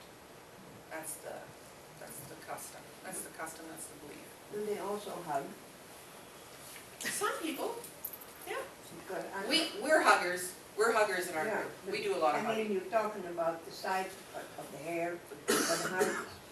A lot of people don't realize when they give a hug, that's the size, that's the two hugs. Yeah, and they're, Automatically, you watch it on Yeah. the television, they always go to the other side. Because they're all right-handed. Maybe, yes, yeah, I do the same thing. Yeah. Can we go back to residential schools? Like, what I pick up off of people that have talked about the residential schools, you get so much hate and anger and built up out of that. I mean, it seems like it's invoking anger out of people to know what has happened in the past, you know, and things happen all through, all through life. Yeah. Daily things Yeah. can make you hate, you know, and one guy, he put up one of the programs about the residential schools, and I just couldn't watch it, you know. It's just too much hurt, and too much anger there. It's like it's bringing up so many bad feelings, Yeah. and it's putting walls out there between people. And I prefer to just meet people as I go through life and face them how they are for what they are, minute by minute, you know, rather than like so much of the media and so much of the stuff is brought up so much hate that it's, you know, I won't go to watch those things. I don't watch them on TV. I just watch a little bit and I say no, that's not healthy, you know, like. The belief that I carry about healing is that in order to move forward, you need to go back to where you were okay, right? So if you hear about post-traumatic stress syndrome, that's what they will talk about, is you need to go back to where you were okay, and then, yes, we do need to go through the pain. In order to release it, you need to go through the pain. The elders talk about embracing the pain. And that's exactly what a lot of, I know there's a lot of alternative healers in the room here. And that's what we do when we do alternative healing, is we're holding space. We're Yeah. holding space for those people. Yes, but you go back for your own pain, you gotta go back and deal with it. But to all of a sudden hear this story and then it just brings up anger in a person, like I've never heard about residential schools until just a few years ago, and somebody showed me a tape on it, you know, and I thought, my goodness, that's awful, you know? Yeah. And so I know that it happened. It's just like, you know, there's people, they made that big movie about Jesus being, what was it called? He was all beat up and stuff. Yeah. Like I say, why would I want to watch that? If I knew what happened to it, why would you want to bring that all out as anger against people and, you know, let it go? Because it has to come out. It is, yeah, I think she's It saying has to come out. It's education and awareness. And self-healing, it's a healing journey, what they're bringing out. It's only being talked about In order for them to, month. for whatever Yeah. happened to any individual, they have to go through Yeah. in order to make it through. Well, yeah, And the no, best thing for us is to pray for them, to help Yeah, them yeah, heal. but we don't have to subject ourselves continually to this anger that makes us mad about this one and mad about the governments. And I angry. agree with you you know? on that, because I'm the type of person, I haven't watched the news in years. Oh, I won't. Absolutely Taboo, years. yeah. Why am I gonna put myself through that? You'll tell me about the news. Everybody Yeah, tells me somebody anyway. will tell me, if there's something important, I'll hear about it. Yes. True. So I don't need to watch it every Nope. day, and I I turn it haven't off. for the longest time, I don't even know how long it's been since My I've wife watched it. turns it on and I walk away, that's all. I also Yes. think it's important that we know about what happened in the past so that we don't repeat it. Yeah. Not lingering on it like they do, they linger. Yeah, linger. yeah. It- Well, be- it's- being knowledgeable of something and Yeah. inundating yourself with it is two different things. You know what happened and you just try to watch that things don't happen again.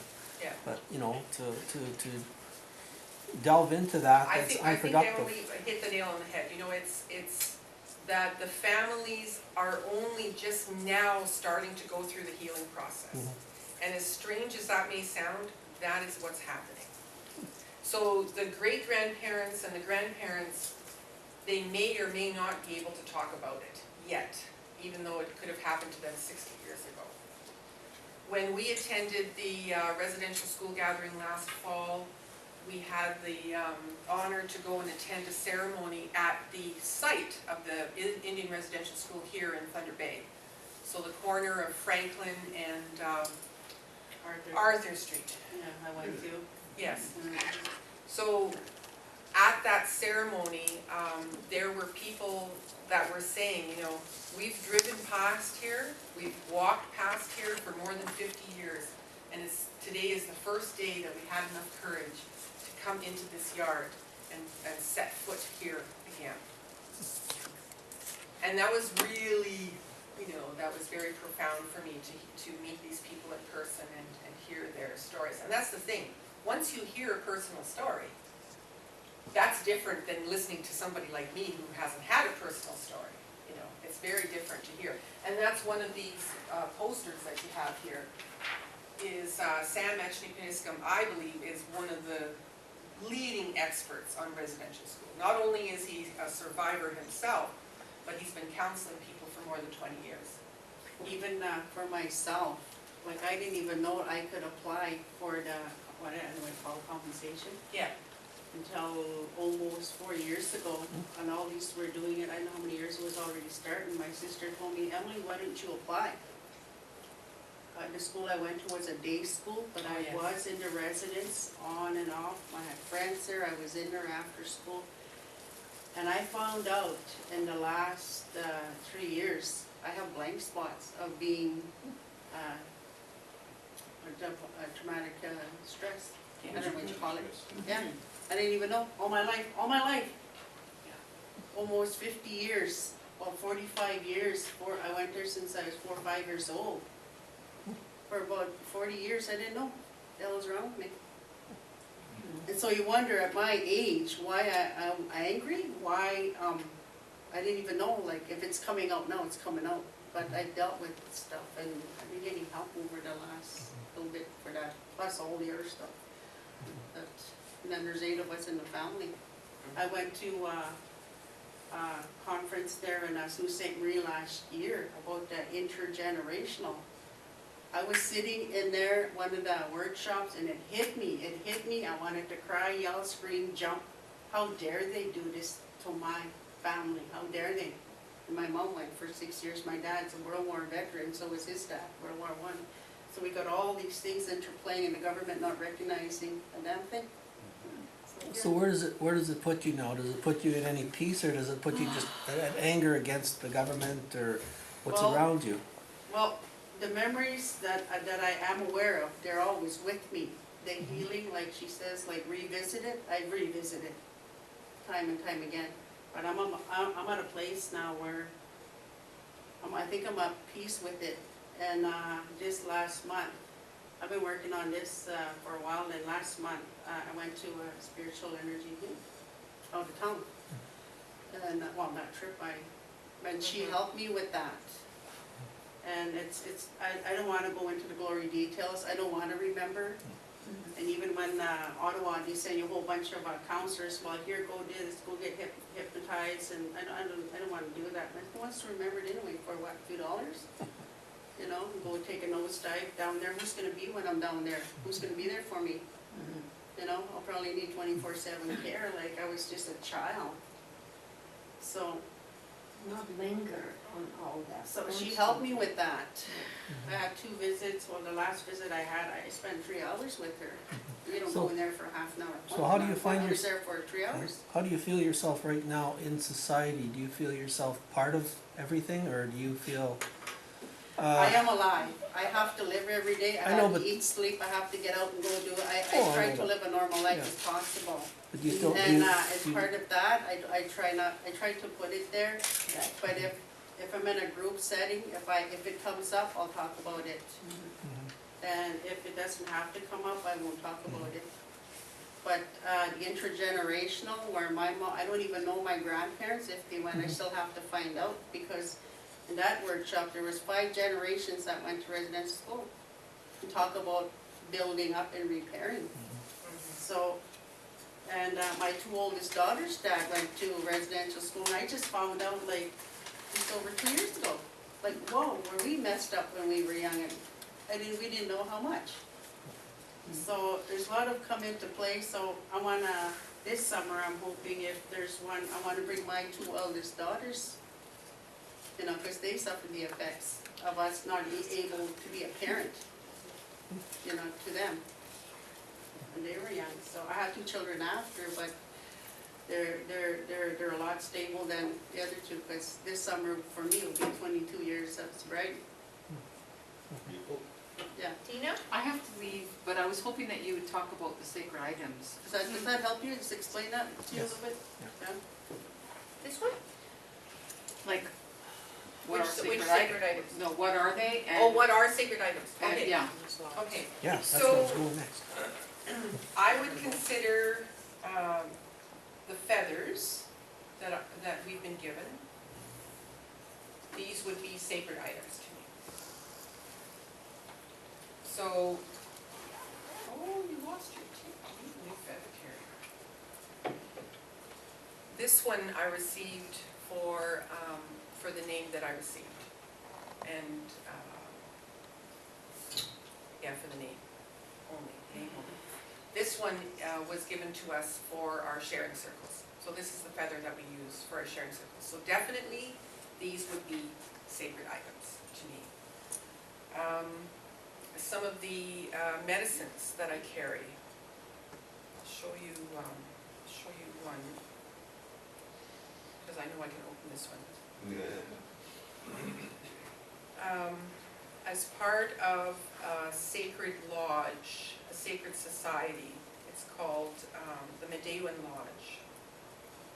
When you commit to enter into the lodge, you are given a migas. So it's a shell, it's a small shell. These are very much sacred items to me. When we're doing healing work, we would be, this is what we would call our working shell. So if we were in a Medewan ceremony and doing a healing ceremony, this is what we would be using.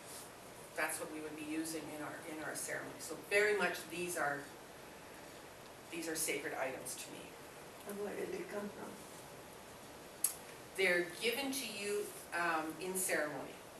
So each one of the migas or the shells that I've received represents one of the degrees that I've committed to enter into. So I'm 2nd degree Medewan now, and I've received the 3rd shell because I'm committed for my 3rd degree. And there's 8 degrees altogether. I don't know if that's like Tai Chi. What country do they come from, those shells? Probably the same place as the abalone shells. That is New Zealand. No, Mexico. Mexico, they have. The Gulf of Mexico, yeah. Trade them up to Mississippi. My pelts that I have, these would be sacred items.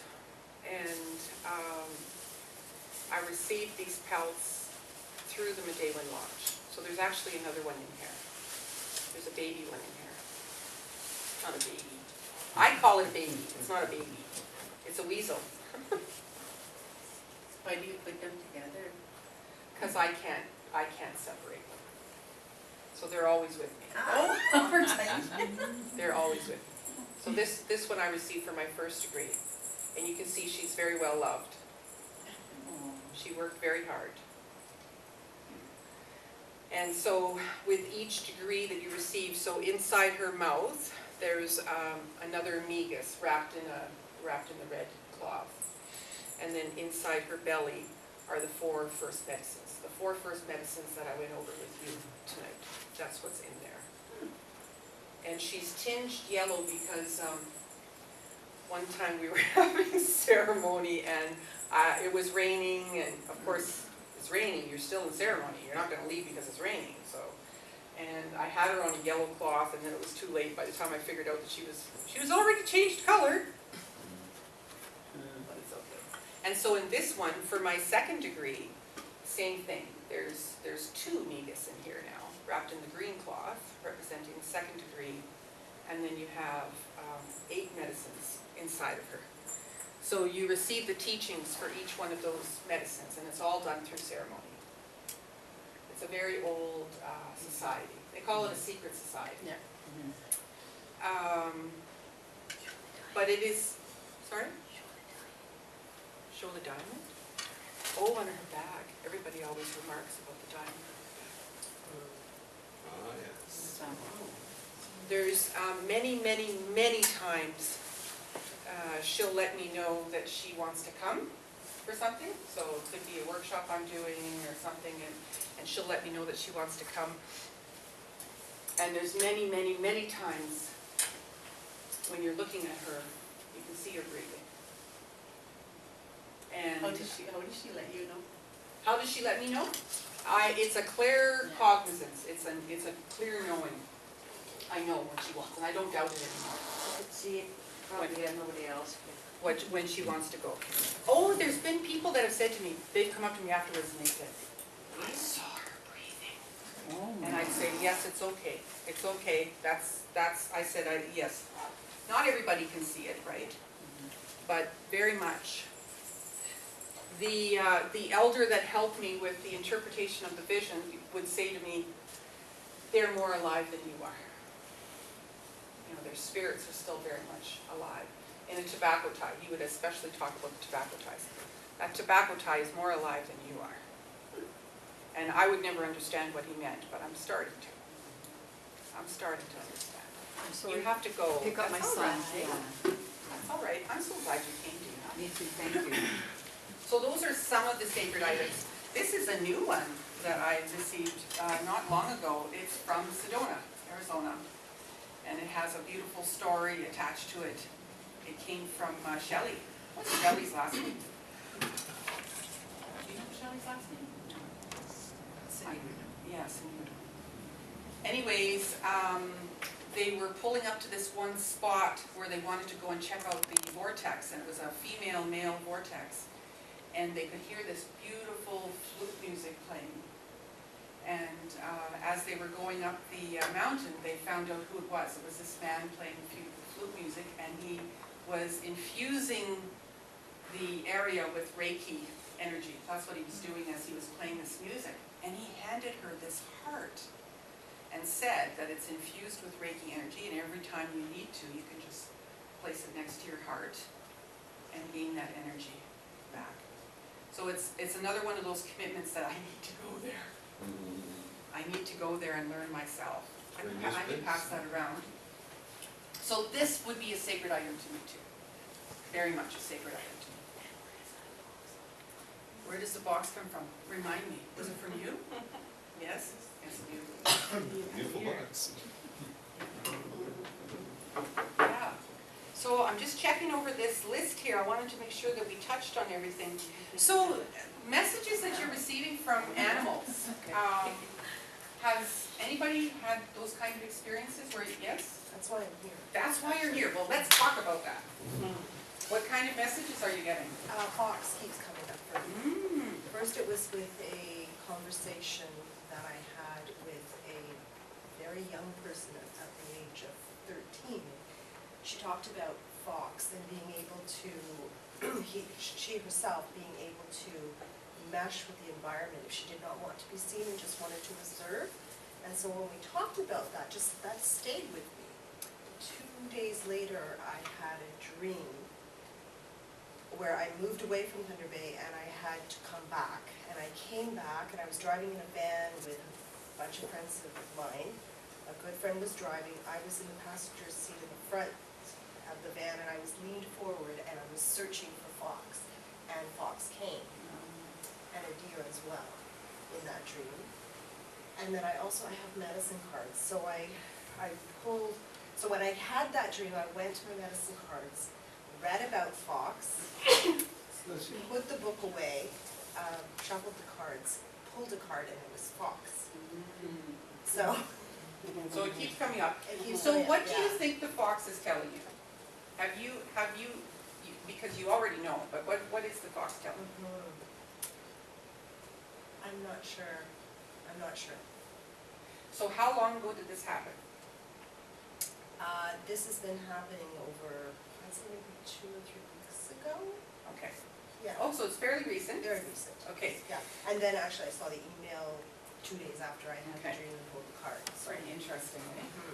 I love these stories. I just love these stories. So, to me, what the fox might be telling you is that to be wary of someone in your life who is possibly being deceitful, not being authentic. And so the fox is warning you. And these messengers will keep coming until we get the message. And they're going to go the first time. If you don't hear them,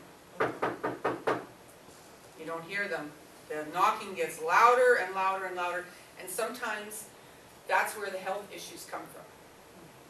If we're not listening to our spirits, if we're not listening to the guidance that we're receiving, it will or could develop into a physical or emotional issue.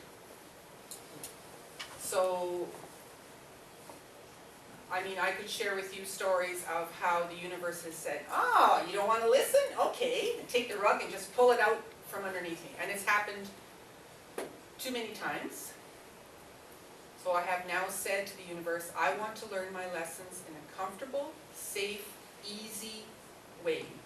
I don't want to learn them the other way anymore. So in order to do that, you have to be conscious of everything that's going on around you. You have to be aware, you have to be paying attention, and as I said earlier, you need to honor those messages. So if you've received a dream, great, you are sharing that dream with others. That is one of the things that you need to do, is share that, honor that animal that came to you. The animals don't show themselves to everybody. If you were to put 20 people in a room, not everybody is going to be able to say, oh yeah, I had that experience with an animal. They'll only show themselves to the people that are paying attention and are able to acknowledge them. To me, when a person is connected to animals, when you are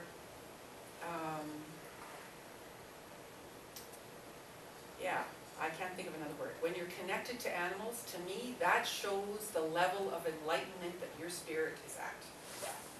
that tells me mounds and mounds of things when I'm working with somebody. It tells me lots. And if you're not there yet, then, you know, there's healing that you need to go through in order to get there. But the animals they're directly connected. There's no filters. They don't have any filters. And if you don't think that they're reading your mind, then there's still lots to learn, because they can. And I know that they're talking to us at all times. And, you know, maybe we're picking up on some of it subconsciously, and maybe we're not. So But that's it's- why I have to have dogs, cats in my home now all the time. Well, How many I'll cats and tell you dogs what, have? if you hang out with any of us, that's what ends up happening to you. All of a sudden, your home becomes a sanctuary. I have 10 in my home right now, and they just sort of, I didn't plan it, it just happened. It just happened that way. So, to me, that's what the fox, that could be one message the fox is telling me. And they do check you out. Oh, yes. That one dog there is, oh, better make friends. What Better be loving. position was the body when you saw it? What was it doing? In the dream. Yeah, what was it doing? It was running alongside the van, but in front, So, in the dream. so you were in the van, Yeah, and the fox is running alongside you, left or right? right, Right. And so it's running in front of you. yeah. Okay, I just want to get this right, because it's important. Where's my chalk? Yeah, it's important to understand, because that's part of the message. It's all part of the message. So you're on a highway, you're in a van, and the fox is running like this. I think so, yeah, if I remember correctly. So to me, that tells me lots too. The fox is saying to you, you're on a good path. You're on a good path, and I'm running right alongside you. That's an awesome dream. That's an awesome dream. It tells me so much. So they're going to come to you some more. The more that you acknowledge them, the more that you welcome them, the more that you receive them, the more they're going to come, and then it will get faster and faster and faster and faster. Who said it here? Somebody said it today, that, I think it was you, that, you know, you get up in the morning and, yeah, I'm excited about what adventure is going to happen today, because you don't know what message you're going to get that day. And it's just like, it's super cool. Like, I get up in the morning and I'm not thinking, oh God, I gotta do this, and oh God, I gotta do that. No, I get up and it's like, oh, I wonder what's gonna happen today. Yeah, where we're gonna be guided, led, and Yeah. who, and, yeah. What am I gonna learn today? Yeah, it's always something. Because it will happen on a daily, hourly, minute by minute basis. But sometimes you gotta turn off the TV, turn off the radio, turn off the computer, and let these antennas hear. That's good. Yeah, otherwise, That's yeah. good, that's very good. But there's always something, you'll catch something on the TV or the computer, but it's the awareness, eh? Or They're you all- could have a song on the radio. Yeah. They're hilarious with what they send me on the radio, just hilarious. You know, the song, Just Breathe. But as long as they're not on all day, you should have like periods of quiet. Or Yeah, or one I really got miss- yesterday, Second Chance, the song Second Chance, and I said, all right. But yeah, so every day, they're coming every day. Well, I've been hiking a lot, hoping to see one. That's what I've been wishing for. So it would be interesting to find out if Fox is, you know, if Fox is a guide for you right now, is Fox a helper, is Fox your clan, is it, you know, what exactly is it? Does it have to be in a dream? Is that the first No. time you dropped the ball? No, not at all. It could be something that's happening at a conscious level for you. Consistently within a short period of time? Yeah, You know, that happens a consistently? lot. Did you say We've deer coming also? back from There was Fox a Lake. deer on the road just with where, the fox, yes. One outside Yes. near Birch Beach, Yes? he was looking at a long time that stays daylight. I Yes. was looking at his watch, what? Yes. There's a dog coming our way, right, smart where we were heading back. But he says, Mom, that's not a dog, that's a big wolf. Oh, really? Tonight? No, it was about a couple weeks ago. Oh my God, I was gonna get super excited here. Here in town? Yeah, and it just, I've never seen it such a big one, but it didn't have the features like this one. Oh, they're all different. They're all different. It- So it did had- it cross your path? No, it went right down the center of the Right road. down, So we I had- pulled over, I didn't wanna hit it, right? Yeah, I said, give the other people the light so that they know it's, you know. So to But then me, it went from our pass to the other side, facing all past lake. yeah, And we watched it, and then the other cars saw it, Flash. and they slowed down. Flash them to show, make sure that they Yeah. run it over. That's the first thing you That's do, good. is I'm see glad nobody something, hit it. warn them. but I was just gonna share one because you All my reminded me of 20 something. years I have lived in the country, I have never had that happen. Oh, A big fox, I had these come right on my property and almost killed my Saint Bernard dog. oh, First it was one and now 4 or 5. yeah, they're hungry. I don't know what it is. But I was just gonna say that, if an animal crosses your path, to me, that's a big caution. They're cautioning you about something that's happening in your life right at that moment, or, maybe there's a decision that you're trying to make and you're not really sure. They'll caution you, they'll tell you either slow down or stop.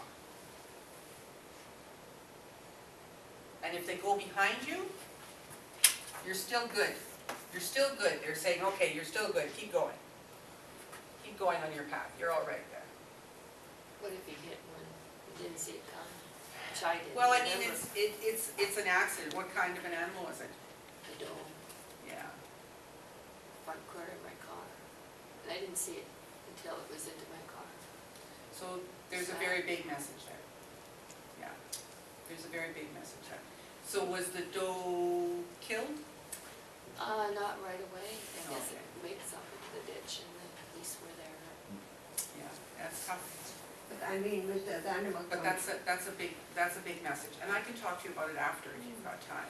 I remember, can I just share something? Sure. This just brings back a memory too. A couple of years ago, I was driving in the country and something told me to slow down, so I did, and I came within, I swear, inches of a goose. Oh. So close, and I had to stop dead, because it was right in front of the truck. And so close that I could see the muscles, like as it was, you know how they saunter across sometimes, they're not thick, slowly move in front of us.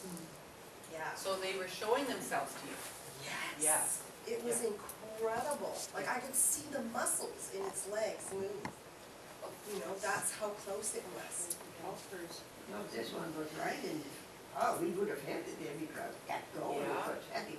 Right, the right side, here's the right side of the. Right down the center line, Yeah, right. Away from you or towards you? Towards us. wouldn't be opposite direction. That was the They main. came off the, like there's a new Yeah, I expressway was- that they built, he was running deer or something, and he just chased down the road. I guess he found it easier to walk on the highway than Yeah. out in the snow. Pass Yeah, the easiest I feel streets. bad for them sometimes. Would that have Their any meaning? their territory has surely been, Especially that new highway cutting through there. Yeah. Would that have any meaning? Cindy, I have. oh, I was gonna say, that was a big warning too. That was a stop, whatever it is you're doing. So maybe if you thought back to when you saw it and sort of piece things together, you will probably see that there was something going on then that it was cautioning you. That was a big caution. Sorry, go ahead. I have 3 deer that taken, just, they're all around my place all the time. Sometimes they're sleeping in my backyard, and I could be sitting out on the deck with them. And they don't take and get scared. And I'm just wondering, what is this all about? So, Safety. so they're very comfortable with you. Yeah. Your energy must be such that they want to be with you, they want to be close to you, they want to spend that time with you, they want to, you know, like the animals in my place, it's the same thing. I could be on my bed and there's 5 cats laying around me. you know, they're soaking up our energy, they like our energy. So they can see the bright light in us, and they're attracted to that bright light. So probably the deer are making a connection, and it's interesting to me that there's three. So the Trinity, so there's something important to you about the Trinity, and you could explore that a little bit more and figure out what that is about, because there's definitely a message in there for you. The thing is, until we acknowledge the message, until we've received the message, until we've figured out what it is that we're supposed to do and we do it, they're going to keep bringing you the message. They'll keep doing it until you listen to them. I have a quick story to share, and I had been asking for months and months and months to partake in a sweat lodge. And so it finally had happened for me this, about a year and a half ago. I was out in Kakabeka, and about 3/4 through the sweat, I don't know what round we were on, that I'm gonna start crying because it was just so powerful. This beautiful, beautiful, majestic wolf came to me, and I'd never seen a wolf so beautiful and so large, and a very distinct silver back on him, and it was so bright, and I've always wanted him to come back and visit again, but he's never come back again, and I don't know what. Was that in a dream, or was it a vision? It was a real? vision as part of the sweat. Is it my helper? Come on back, come see me again, come visit. With you all the time of your helpers, you'll have many helpers through your lifetime. Right now for me it's quite old. Oh. So, So and what does a white owl mean? I have a friend, she is, I don't know, some. Well, I wasn't too sure about my name when I was given, my name and totem. I'll say it in Ojibwe language and I'll use in English. Gagi ge, icha beninti kwe, dishnakaz, rodam, machka makwa. I'm an eternal lasting thunderbird woman. And my clan, totem, is White Bear clan. And this is what I was afraid of, you know, all this, I was telling you, everything came to me real fast. But I guess, I was sitting in the north, I was told, and I didn't know why. And I went away, you know, you explained that you go around in the circle. But the teachings of I know what white significant of a white animal like white bear, white owl is your spiritual teacher, you know, and then I didn't really, you know, want to acknowledge all that because it seems like all the white animals are appearing to me throughout my life, if I really think about it. So, I guess I call them gifts that we get. You have that gift there, that we receive, even about her, and she's mentioning about deer. Those are helpers too, what I see, but, you know, everybody sees it differently. But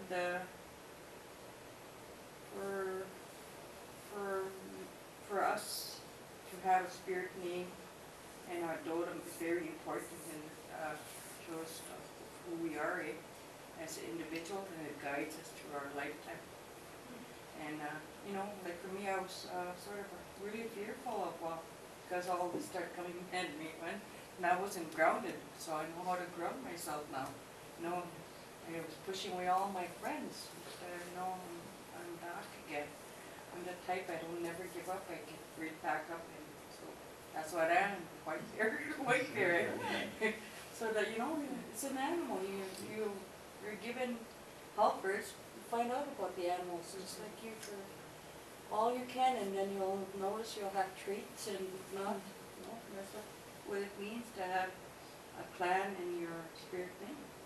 To me, Penny, the reason why you haven't seen the animal again is because you got the message.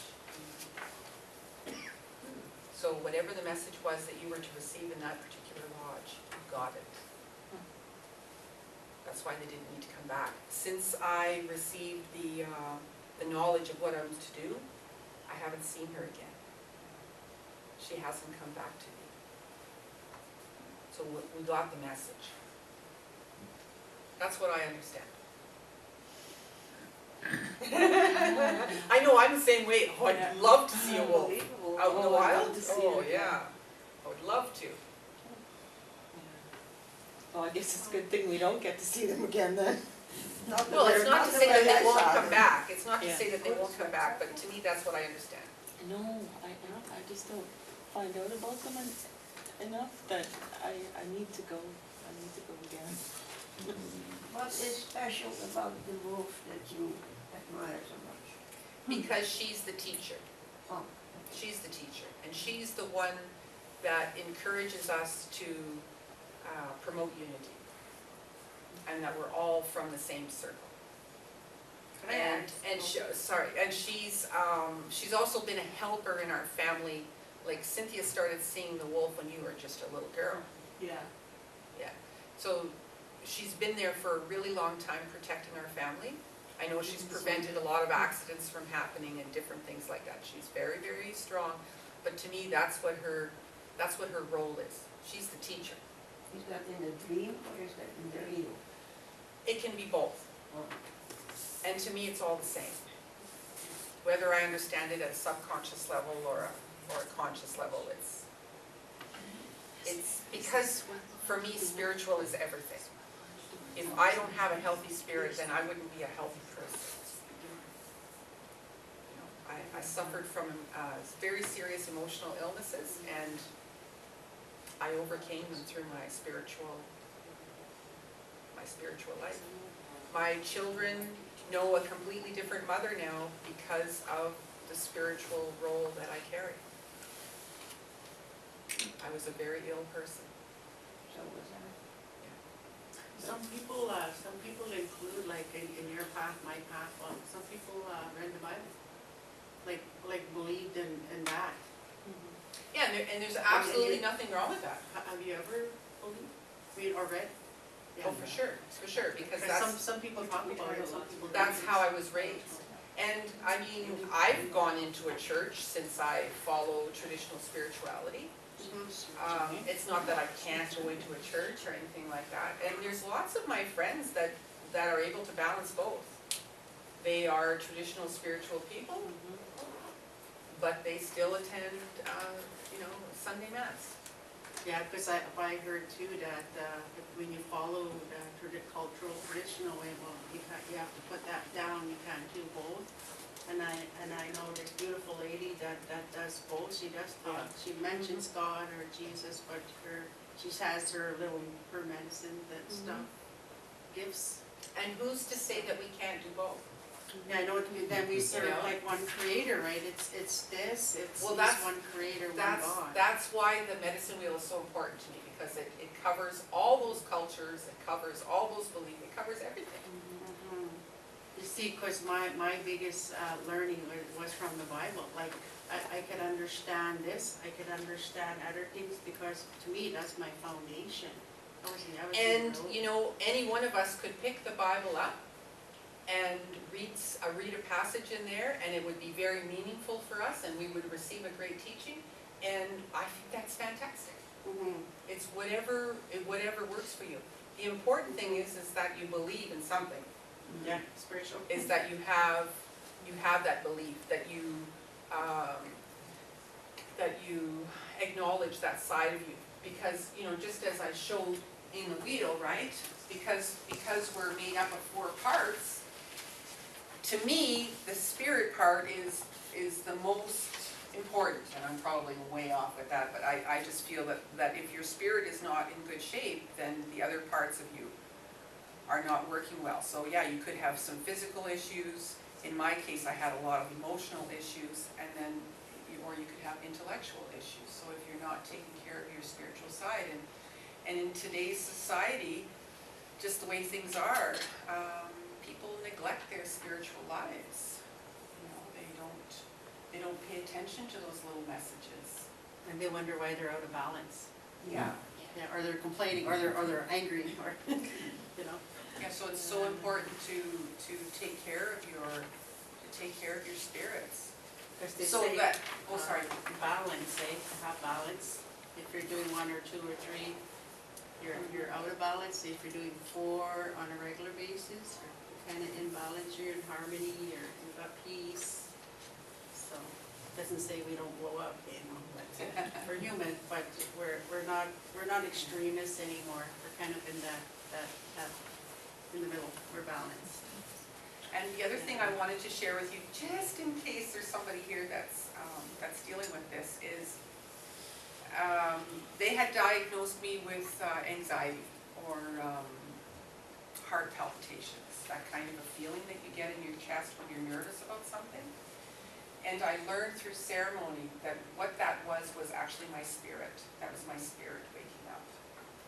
And so now, if I do have that feeling, let's say in the morning, again, I'm like, ooh, something really exciting is going to happen today, and I get really wound up. So I'm not afraid of it anymore.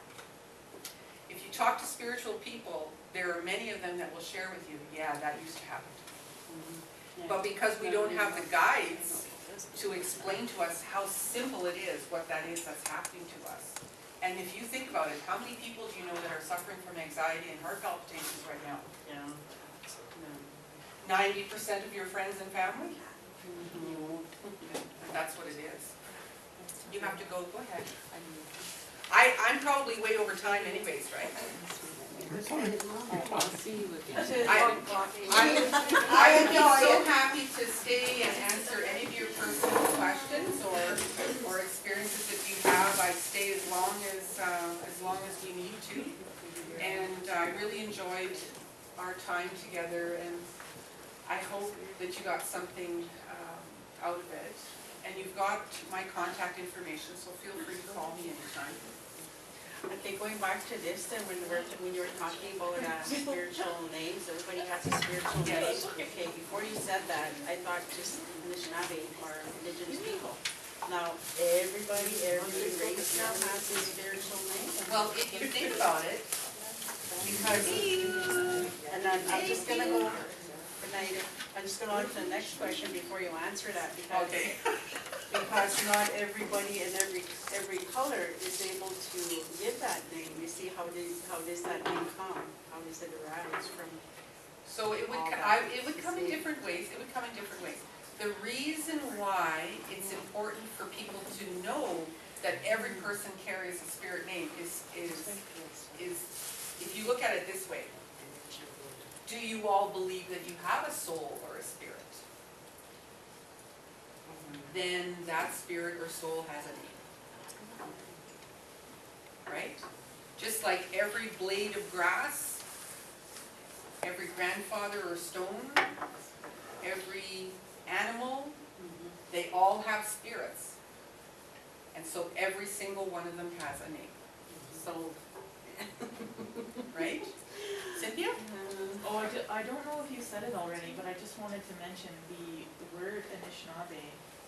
No, I didn't. Go ahead. It means people. Humans, yeah. So people sometimes think it means only Ojibwe people. Yeah. But the direct translation is people. So we are all Anishinaabe. We are all Anishinaabe. We all have Anishinaabe spirits. And Anishinaabe is that the people were brought down from heaven.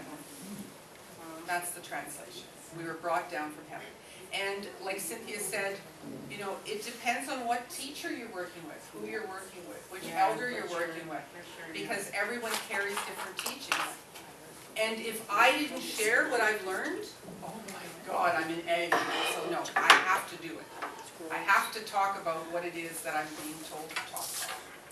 And I'm writing 2 books. I'm pretty excited about that because it needs to be spread more. I don't even know how many books I'm going to be writing, but I know I'm going to be writing a lot.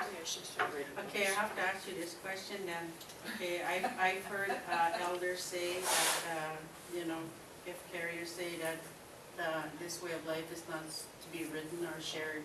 I've just heard that last week too from elders that their family, generational line, have always followed a cultural traditional way. Yeah. And he said even, Mhm.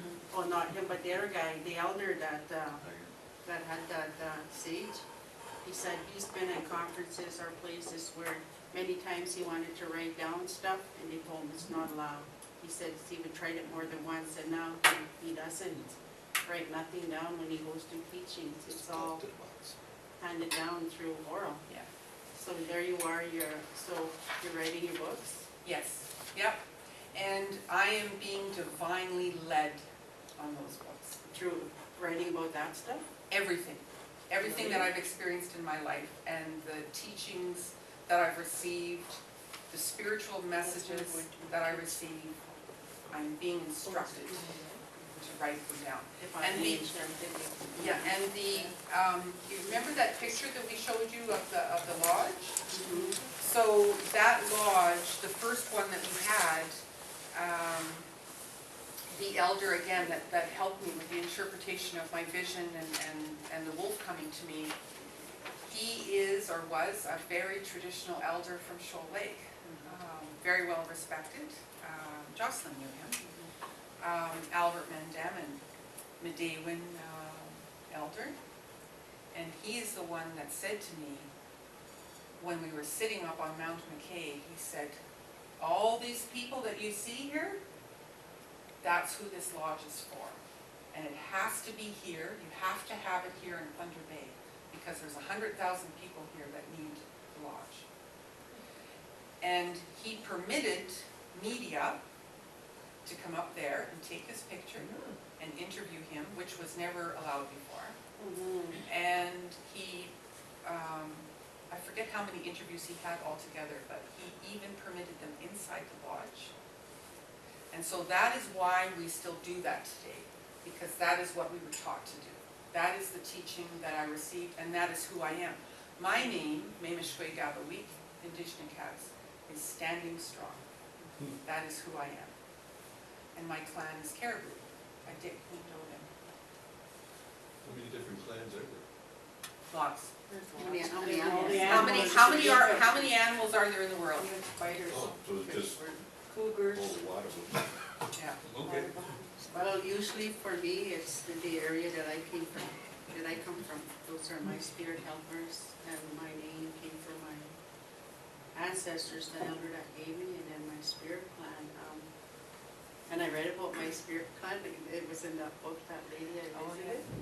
And everything that I read about my my clan, my animal, is everything that already Creator has shown me. This is where I'm going. This is what He's gifted me with. And I thought, wow. I think the fear that you're talking about, Emily, this fear around not sharing things, especially with non-Aboriginal people, because there has been this fear for a really long time. Again, to me, that comes from the residential school trauma, because our ceremonies went underground, our sacred items went underground. Nobody practiced openly, because if you practiced openly, you were jailed. It's kind of like the Christians and the Romans. And even today, there are some northern communities that do not practice their traditional spirituality in the community. If they want to have sweat lodge, they have to do it outside of the reserve. Yeah, another reason I asked too is because, well, a lot of it's coming back now. Like you said, there's a rejuvenation, yeah. Yeah, coming, and then I figured, well, what do we follow? Everybody, pretty well every other race has books to follow. Well, you're reading one right now or studying, but where's the one from the native? Like for me, if I wanted to study, I could go to the Bible and, follow that. But if I wanted to follow my own, like, well, I have to go travel way up north, where I come from, and, and if I had a book, I could. Read it right there. So my belief is this. I wish my elders would have had that book for me here, but that was not the teaching. It was passed down orally that way, not to be read. There's Yes, different that was the connotation tradition. there. There's But different- all the teachings that you're looking for, you already have them in here. They're already there. And some of us remember them at a cellular level, some of us remember them through our spirits. They'll come to you in bits and pieces. If that's what you want, that's what will happen. It's in your language. Yes. If you look at any kind of religious, like the Bible, for instance, two people will, or as many people read it, somebody will get a real message out of something there. It just means something to them, and it means nothing to the other person. But Yeah. yet, you think, he says, well, this is what this means. And then people take that and they try to impose that as this is what this means. And that, and that's like judging. That's like saying this is what it means. And it may not mean that to the people, to Yeah. somebody else, you know? That's where I have a problem with religions, because they all have different beliefs, and then they say, they're dictating, they put it down, this is what this means. I say what I see, I say what I believe, and I say why I believe it, and I just give my opinion of that. I don't tell them Yeah. what this means. All I say is this is what I see, this is what Yeah. I believe for me. And you say Exactly. what you believe, That's but right. don't shove it at me, because I don't shove it at you, Yeah, you know? because you need to follow what resonates with you. Yeah. If you're getting a powerful feeling, like what happens to me when I'm getting a confirmation from the spirits, I get this feeling that comes up it comes up both my shoulders, it comes up my back, and it goes up the back of my neck like they're giving to me right now, and they're saying, yes. If I'm not getting that feeling, then I know that the answer is no. I get the feeling lately. And to me, that one is a no. That's your solar plexus, yeah. That's your gut saying, oh, I don't like it. No, Yeah. sometimes it's really, when it's good, you know, bad, it tells me. Yeah, and we get better at learning to listen to that little inner voice. It's the same thing as That's the other exactly messengers it. that are around us. Yeah. It's learning to listen to ourselves. And then I picked up a book on spirit versus ego. That's a good one. I haven't read it yet, but, and this is Oh, I what should I have drawn had that to, picture. I had to overcome, where it's That's not an me, important but I wanna be spiritually guided through, you know, spirit. Something Rather greater than not- yourself, yeah. Yeah, not the ego, and that's another lesson. And Yes. all spiritual people ought to learn. That's common all over the world, too. Yeah, because we see too many times, well, you know, imposing other stuff, that's the ego, Yeah. yeah. But it's a learned thing, eh? You have to learn that. That's right, it's not Right brain, left brain, Yeah. get a little techie here. What's another one? Compassion, thank you. So you could make a really long list here, but you'd be able to show, you know, whether that thought or feeling is stemming from ego, or is it stemming from spirit? And these are teachings from the elders as well. And So which wolf are you feeding, yeah. right? And this is where you need That's to be right. really humbled, where, okay, it's not all about me no more.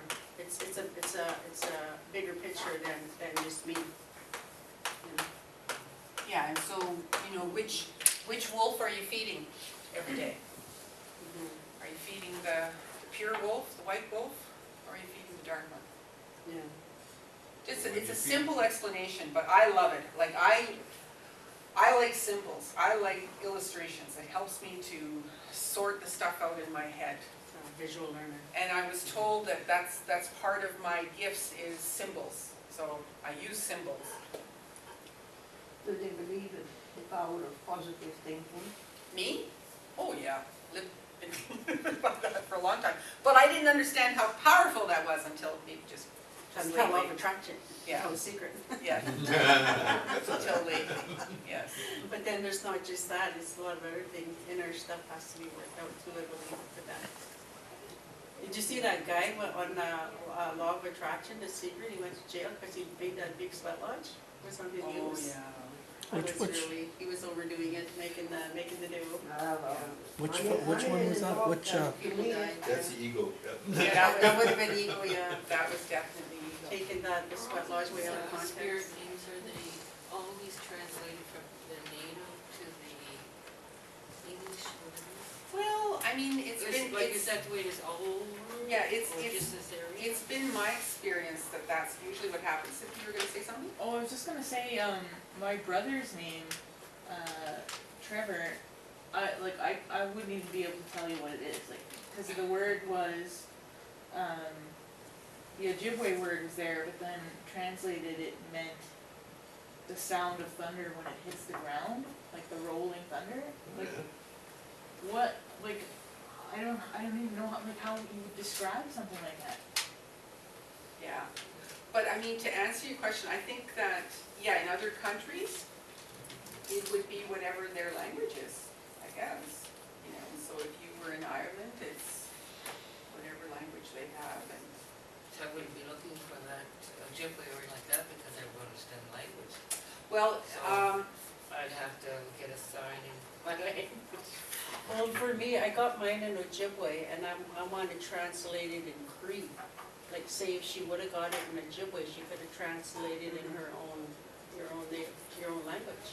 And to me, Wonder if that could if be. you're interested, if it resonates with you, you could receive it that way. Have it translated to English, and it's gonna be powerful to you, doesn't matter what language. It's gonna speak to you in ways that you never, So it's not just a natural, or is it something you have to look for, or something that? see, we've lost that ability to know these things. We, at a subconscious level, we know what our names are. But because of whatever, maybe the food we're eating, maybe whatever we're doing, those filters are up and we're not seeing it ourselves at a conscious level. So you need a little bit of help sometimes to get there. And I think the rest comes, you know, it sort of all falls together and comes after that. I think knowing your name is really important. It's like knowing who you are. It's your identity. And I think it's a really important step to take when you're looking to feed your spirit.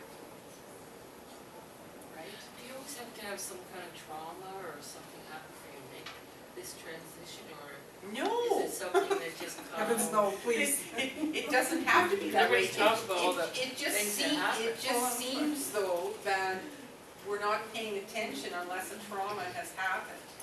But no, if you're gonna pay attention and you haven't had a trauma, hey, go for it. You're way ahead of the game. Did you have a question, sir? Yes, I can. Looks I've like been receiving gifts, one is a drum, Thunderbird. like just a little drum. Then I took three, In Ecuador. Yeah. So one it'd be is like a the condor or something? medicine Yeah. wheel, it was made for me. Then I have a Condor, yes. My daughter, I Big got bird, it. great. These have all been gifts that have been given to me. Yes. I'm just wondering, what meaning does that have for And me? that means. Here the comes my picture again. Oh, yeah. So when I saw this thing made. You know what, if we need to close off, because people probably might wanna go home, we That can makes talk sense, here all because- night, right? I don't know where it was like pure copper. This isn't a great drawing, but Interesting. to me, what that is your bundle. Your bundle is being started for you. So just like I carry my medicines and my sacred items, and I carry all those things with me, that's my bundle. So So this to would me, be your part of it too, too? yes, to me, your bundle has started. You're You're already gathering the items for your bundle. I see. And at some point, either you know already, or maybe you'll learn what they're for. What is your role? I like to call it your divine life purpose. You're here for a reason, right? You made a decision before you came here what you're going to do in this lifetime. Exactly. And maybe the parts of your bundle will help you to figure out what it is that you're here to do. And again, that's something that can be, you can learn that through various sessions or ceremonies. It's interesting what happens when you put the intent out there, right? When you tell the universe, well, this is what I want to learn. Watch out how fast it's going to come to you. It could be within that same split second. It could be, 5 minutes. It could be a few days, but you're going to receive it. sometimes I get the answers even before I've asked the questions, and that one really freaks me out. Pay attention, yeah. So yeah, there's a lot to be said about paying attention. So, yeah, so as I said, I'm very willing to stay, to talk to others if they want to talk personally afterwards. But maybe we should let people go if they want to go. Oh, Cynthia's showing you one of our animal books there. I had a dream last night, but I want to go.